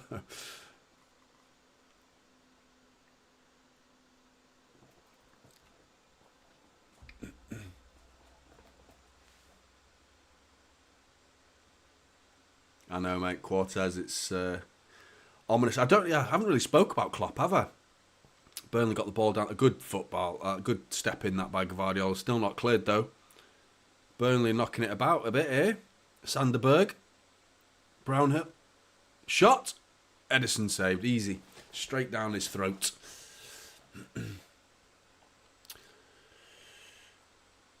What was I going to say? Klopp leaving. I don't know what to make of it because I think it depends on the player's psyche. You know, their personal, like their mentality. The majority of people, and me included, first thought was, great, long term. One of our biggest rivals in the Pep era is losing the reason why they were our rivals, Jurgen Klopp. And I mean, it's such a... People talk about the fact that they're the City pool. I hate that term, by the way. I hate it. I don't want to be associated with them in any way at all. But they call it a rivalry that was the most pathetic rivalry I've ever known. And I mean, not from a City point of view, from their point of view. We did our job. We were winning games and trophies time after time, but they won one Premier League. I don't consider that a major rivalry. Yeah, for a season, and then the season after, they beat us. After that, they fell off. That's not a proper rivalry. You need 5 or 6 years for it to, 4 at least, for it to be a proper rivalry. I never considered them like a one for the history books. Who remembers that time when City and Liverpool... There was that season where City and Liverpool was, 98, 97 points. That was an epic season. Amazing. It's 2-0. Fucking hell. Bradley's scored for Liverpool. They've got kids coming through who are playing well, haven't they? Liverpool as well. This Bradley looks all right, doesn't he? Curtis Jones, I'm not a big fan of him, but Harvey Elliott is a good player. But yeah, 2-0 Liverpool. I think that game's done and dusted. Now, you never know with Chelsea, do you? But what I was going to say, the mentality of a player, when you're thinking about how it's going to impact the player, my first thought was, yes, Klopp's leaving. That rolls out the red carpet for next season, at least, to be Pep Guardiola against who? Who knows what Ange Postecoglou could do with his second season? What is Eric Ten Hag going to be the manager still at United? Because the fucking talk today is Mourinho's open to coming back to United. Get him back. I'm all for that. Mourinho back, no problem. He doesn't scare me one bit. But you just don't know if they're going to appoint someone, because this Ineos project looks like it's got a bit of teeth, signing Omar Barada. So you don't know what they're going to do with a manager. There's a VAR going on here at Liverpool, though. Looking for a foul in the build-up. So who knows who our challengers would be next season. Mikel Arteta, obviously, Arsenal have seemingly turned on him completely in the space of about 3 months. He went from the guy who's like the best thing since sliced bread. He's going to win us the league. Then they didn't. City won it. This season they've fallen down by 3 or 4 points off us. Like, they're still in the race. And he's like, Arteta out all of a sudden. So I can't trust that club, to be honest, because there's such a divisive opinions within Arsenal. It's just like, it's a bit toxic at Arsenal. Every club has that. Our club has it. I'm very much against people who have a real agenda against Kyle Walker. I mean, if he has a bad game, he has a bad game, but he was getting blamed for everything, and that's a proof that every club has a sets of fans that divide opinions, and I understand that. But the Arsenal fan base seems to be so divisive. Like, they either love Arteta or he's out. So who is going to be our challenger next season, with Pep clearly staying at City for 1 more year at least? Who's going to be the main challenger next year? That was my first thought, at least. Second thought was, hang on a minute. What impact is that going to do to this season? And I think most fans probably think this as well. Is it's going to be a bit of a rallying cry, like a kick up the backside, or a bit of a let's give Klopp one big send off. Let's send him off with a Premier League trophy. One big hurrah. Let's get that Premier League and then see a nice big wave goodbye to Jurgen Klopp. I think a lot of people will think like that. There will be some players that see it as an unwanted amount of pressure. Burnley bringing it forward here. Rico Lewis, edge of the area. Brownhill into 1-2. Oh, and he's giving it away. Goal kick. A nice try there from Burnley, at least. I'm being a bit patronising in truth. Vincent Kompany applauds them. But what I was going to say, the pressure is coming with that, because now it's like you have to get a Premier League to make sure the Liverpool fans are happy with you. Because sending Klopp away with nothing at the end of this season would be quite an anticlimactic end to his whole career at Liverpool. If they win nothing at the end of the season, when there's 5 or 6 games to go, that pressure, we saw Arsenal last season, with the pressure of we could win it this season, we can genuinely win it, crumbled. Now, what's to say Liverpool won't have that same problem? Or at least some of the players, some of them might go. Then I'm also questioning, in that same vein of thought, like, okay, they're upping their game. Why have they even got to up their game? Shouldn't their game already be up? And that's the difference. Because Manchester City players, their game is already at that level. We are already playing at that level. And it requires a Jurgen Klopp announcement to say I'm off to get them to that level. Then there's already a deep-seated problem within the club already. So even if it bodes well for them this season and it works, Doku, De Bruyne, and he's ballooned it over the bar and wide of the post. But seriously, I'm not convinced that the Jurgen Klopp departure will be the same effect on every single player, because I think there'll be some players that'll go, oh shit, oh here we go, the big man. Erling Haaland is coming onto the pitch. City fans waving the Norway flag there. And it's... What? He's bringing Kevin De Bruyne off. We've all been waiting for Kevin De Bruyne and Erling Haaland on the pitch at the same time. And Pep, you tease, Pep. You absolute tease. He's bringing off De Bruyne and he's bringing on Haaland. I mean, it makes sense from a fitness point of view. Kevin De Bruyne, let's not push it. There's no need to play De Bruyne in this game. It's just for the fans. It would be for the sake of entertainment, keeping De Bruyne and Haaland on the pitch. But there's no way you would speak to Haaland and say, would you like De Bruyne to be on that pitch or not on the pitch? Fucking penalty to Liverpool. I saw it coming. 3-0 it's going to be already. It's not even half time. Diogo Jota goes down. It looks soft. Need to see the replay. Chilwell's not impressed.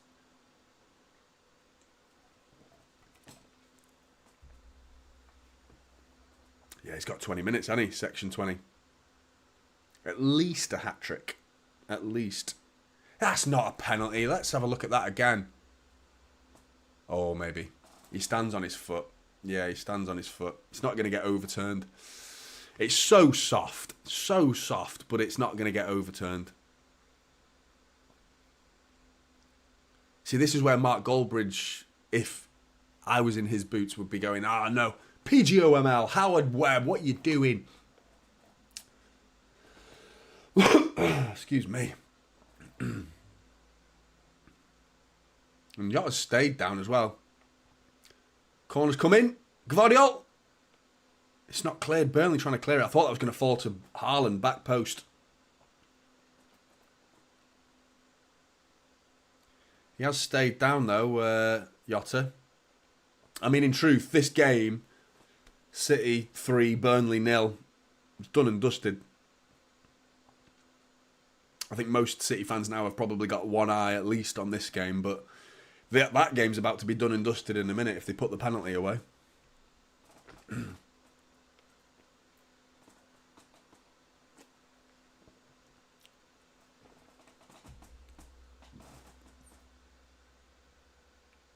Lovely.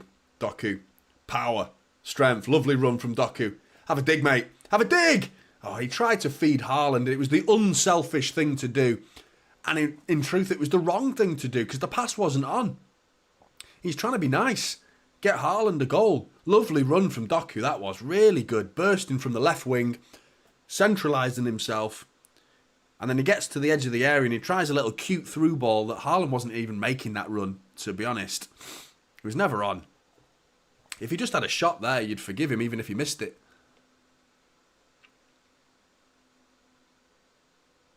Burnley are flying in with some tackles here. A little bit of frustration creeping into Burnley's play. What the fuck? It's been overturned. What? I'm not listening to the game, so I don't know what's gone on, but all of a sudden it's 2-0 and Chelsea have got the ball. I can't believe that. He stood on his foot. I'm surprised they've overturned that one. It was really, really soft. And he didn't need to go down quite dramatically. But he did plant. And the shot comes in from Chelsea there. I thought Enzo was going to make it 2-1 right on half time. And Ederson's got the ball in his hands. It's kicking off here. Oof. Careful, Ederson. Careful, Ederson. What's he doing here? It's all kicked off. Roberts squaring up with Rico Lewis. And Ederson just grabs him and pulls him out of the Roberts. And he grabs him round the neck. Luckily, Roberts doesn't make a meal of this. Because Ederson was a little bit overly aggressive there. He put him in a headlock. You've got to be careful raising your hands like that.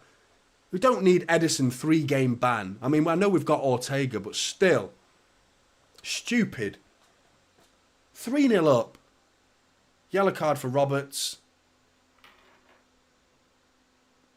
Yeah, I agree, Section 20. It is Big Brother instinct, but it didn't need the headlock. Just a little shove would have been fine.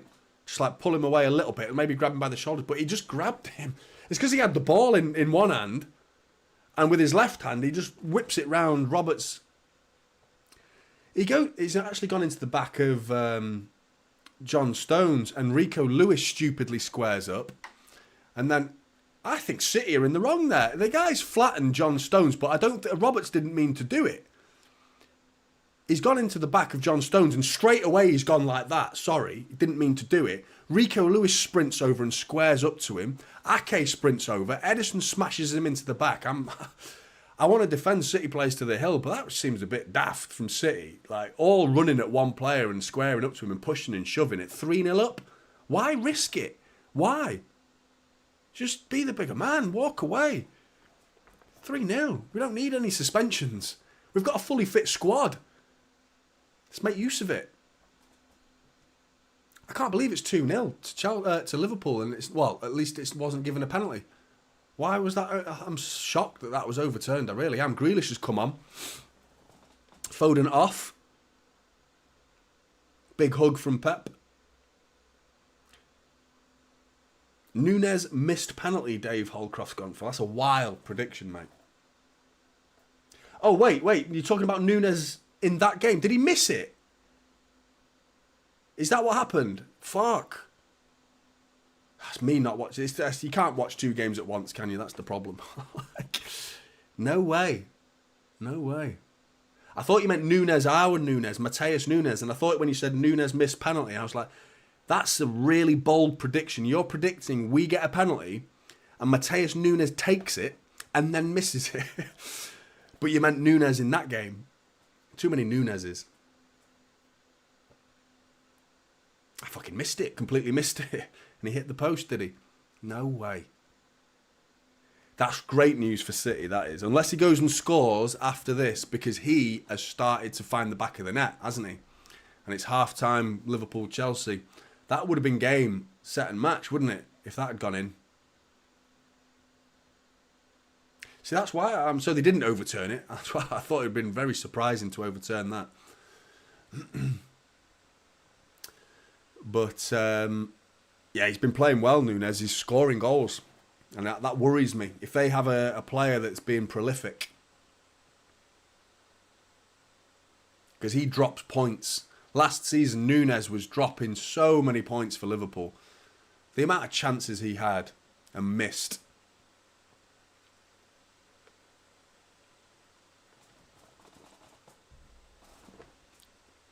(3-0), 77 minutes. Jack Grealish keeps the ball really well. Back to Edison. I think he's done all right, Gvardiol. I think he's done really well, actually. I can't think of any mistakes. And that's been my biggest criticism of him going forward. And he's been asked to go forward quite a lot this season. I think he's been asked to do a role that he was never asked to do at RB Leipzig. You know, go that far forward. City coming away with the counter-attack here. Doku, he's away. He's got Haaland to his right. He's got wrong decision from Doku again. He's got to feed Haaland there. He's gone for the clever through ball. Trying to feed Nunes. Almost the same pass that he tried to find Haaland with. But if he just looks a little bit to his right, Haaland's peeled away and created a big space of just to slot him through there. And if he just feeds it, Haaland's got a one-on-one.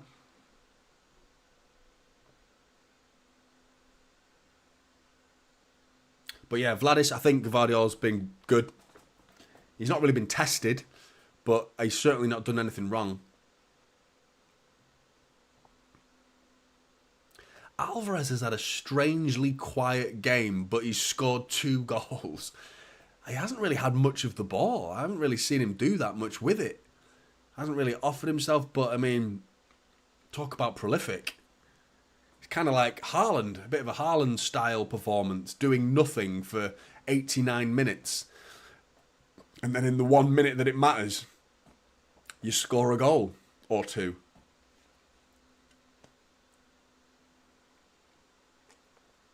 Yeah, that second goal, that set piece was really good. Really, really good. Guys, I don't think I'm going to be able to do a match reaction.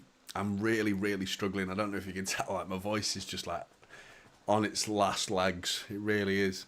And it's really upsetting me because I need to get this sorted. I'm hoping this product that arrives this 40 quid little bottle of magic potion that fixes everything in terms of vocal cords. I'm hoping that that can solve it, but I'm struggling to speak.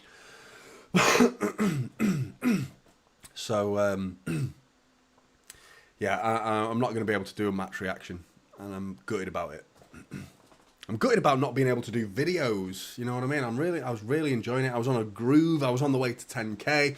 I was doing really well. The subscribers was going up, and views were really good.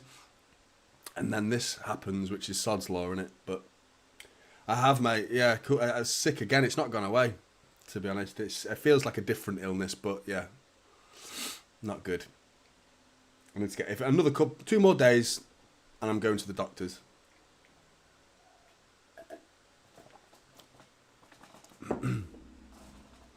That was brilliant from Gvardiol. What a little intervention that was from Gvardiol.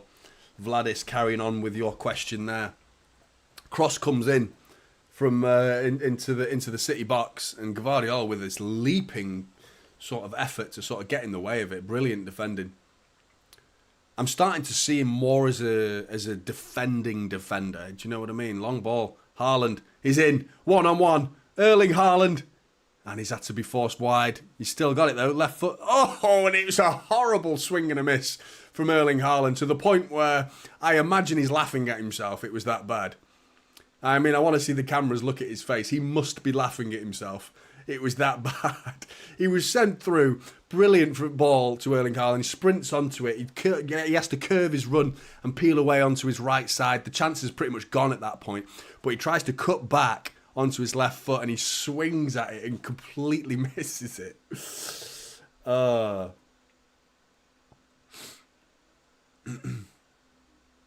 appreciate that. Coolest Zebra, and Timmy as well, mate. Thanks very much. I'll definitely be able to start doing a bit more videos. What I'll do the player ratings tomorrow. I reckon I can get through that. 20 minutes in it. It's 20 minutes.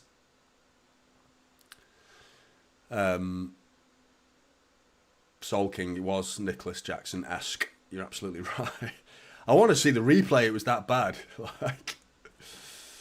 We're talking about Nunes and hitting a barn door, but Haaland didn't even hit the ball then.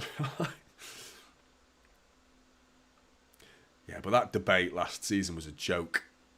And I mean, Haaland's still been brilliant this season. He really has, when he's been fit. He really has. Here we go. We're going to see the replay now. But what's he doing here? He's so bad. Yeah, like predicted, he's smiling. I knew he would be. You have to laugh at yourself in that situation. Kovacic, Bernardo Silva, Kevin De Bruyne, Gomez, they're all laughing on the bench. You have to in that situation. Haaland, I think we've got one more year out of Haaland at least, but I do think I see him as the sort of guy that sees himself as a bit of a globetrotter, you know, a bit of a world dominator. Lovely run from Nunes. That burst of acceleration is incredible. It really is. Tries the through ball again to Haaland, but it was a poor one. I think Burnley have been poor. They really have been poor tonight. And I think that we need to take that into consideration with how well we talk about back ball. Cross, Haaland! And it's gone out for what looks to be a goal kick.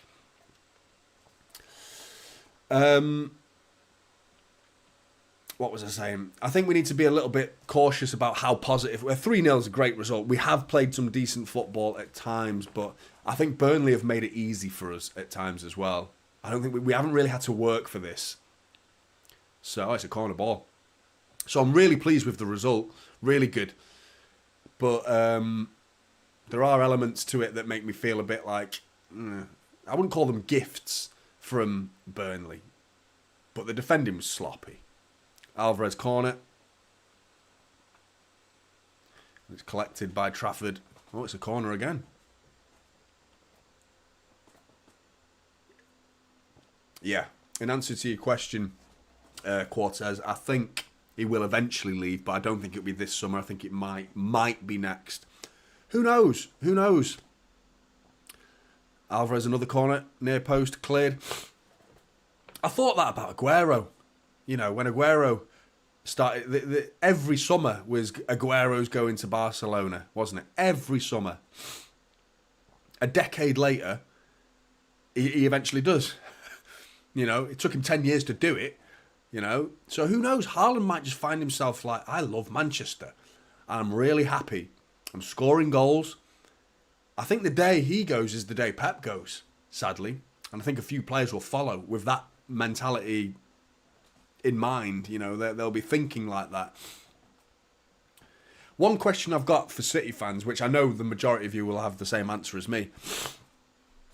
You know this loving for Klopp that we've had to deal with for, a week now of non-stop just fucking Klopp, man, Klopp. Who listened to Talk Sport, by the way, on the day that he said he's leaving? The Liverpool fans ringing in. There was this woman who rang in tears, like her dad had died or something.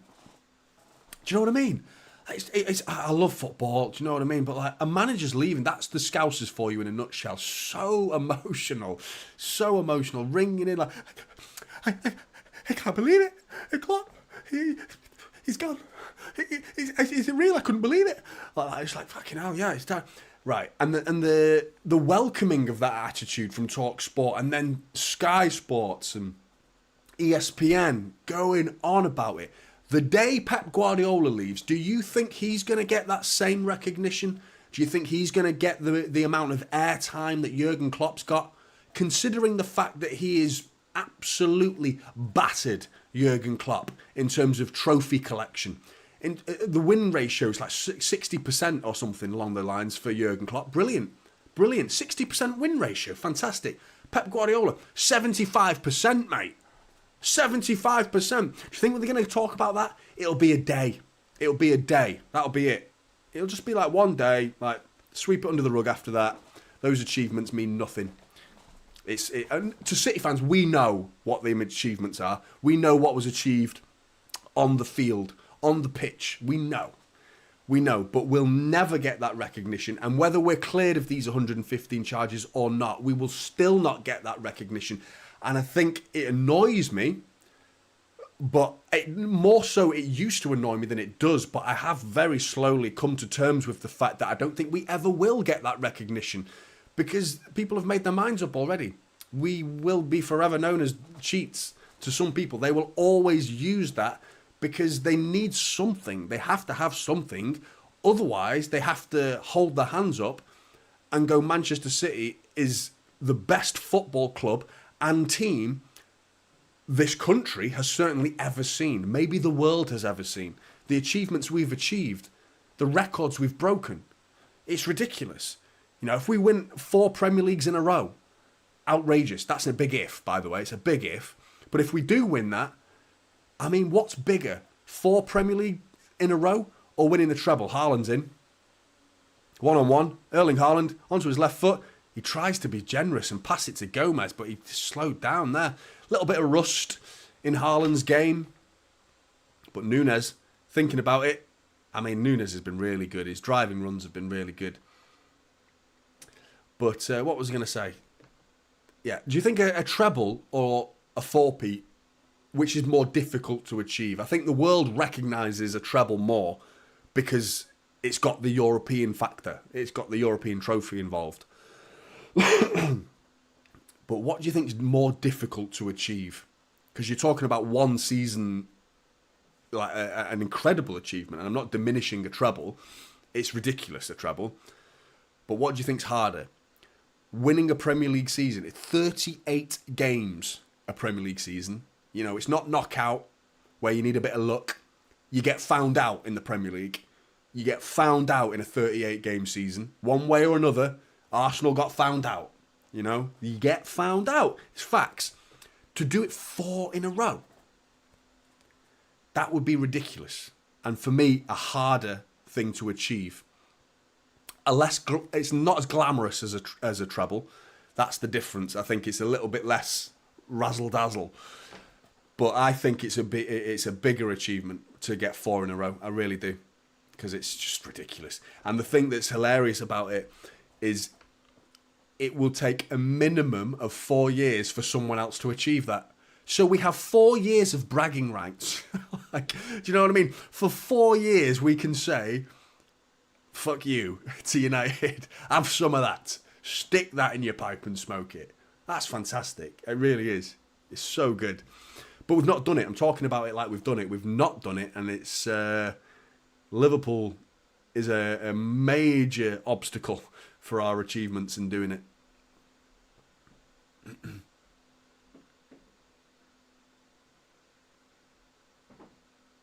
Just like MJ and the Chicago Bulls.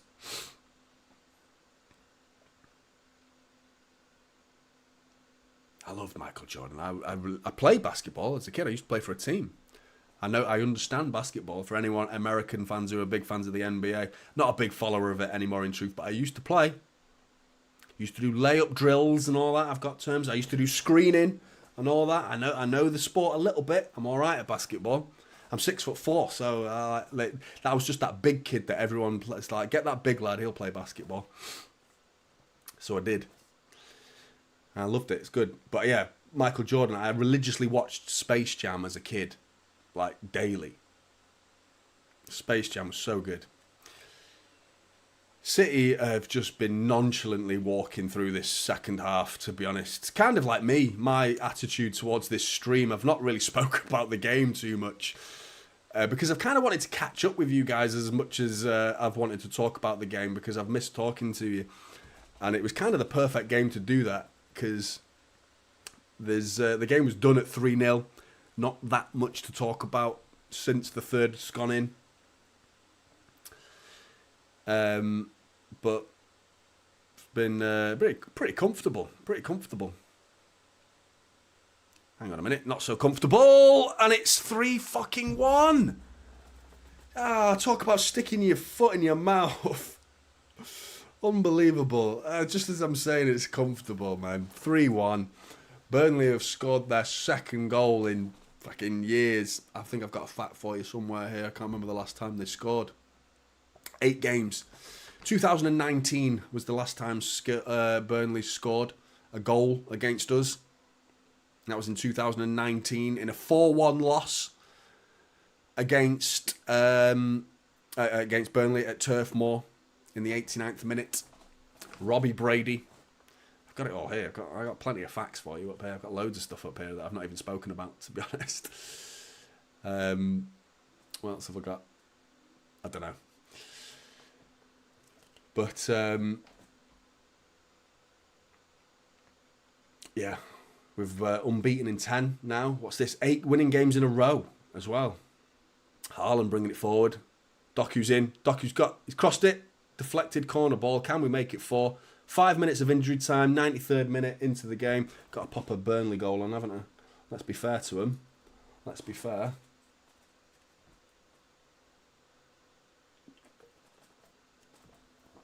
Oh, mate, Timmy, that swish.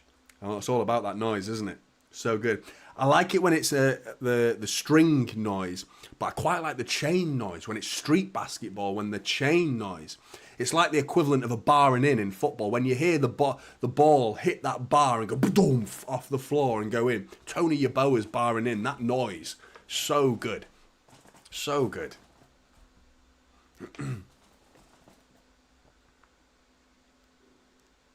Can we make it 4? Haaland's getting in the way of Trafford. He's bloody big, isn't he, Haaland? Ball whipped in. Nunes. So I look like I pushed that, but it doesn't ask for anything. Grealish lets it roll out for a throw.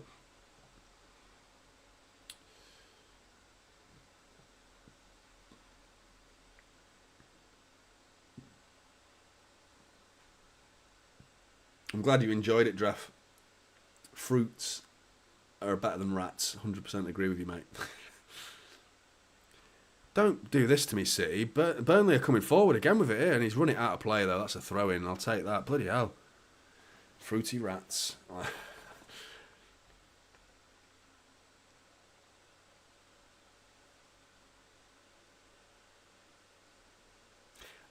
Coolest Zebra, I've got a rat infestation in the house, which is a lot of the reason I'm ill, and I've also got a rat infestation in the house, which is a lot of the reason why I've been struggling to make videos, plus other things, mate. Go back to half-time, mate, if you want to find out why I've been struggling. The game is finished, by the way. It's full-time, 3-1. Pretty comfortable, in truth. An enjoyable stream. I think I enjoyed talking to you more than I enjoyed watching the game, in truth, because I've missed it. I've really, really missed it, and I'm really gutted that this was like a test for me.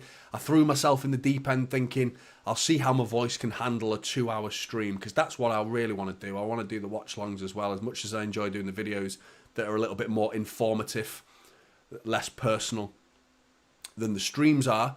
But, yeah, no, I've really, really enjoyed it. I really have. And, yeah, it's good to be back.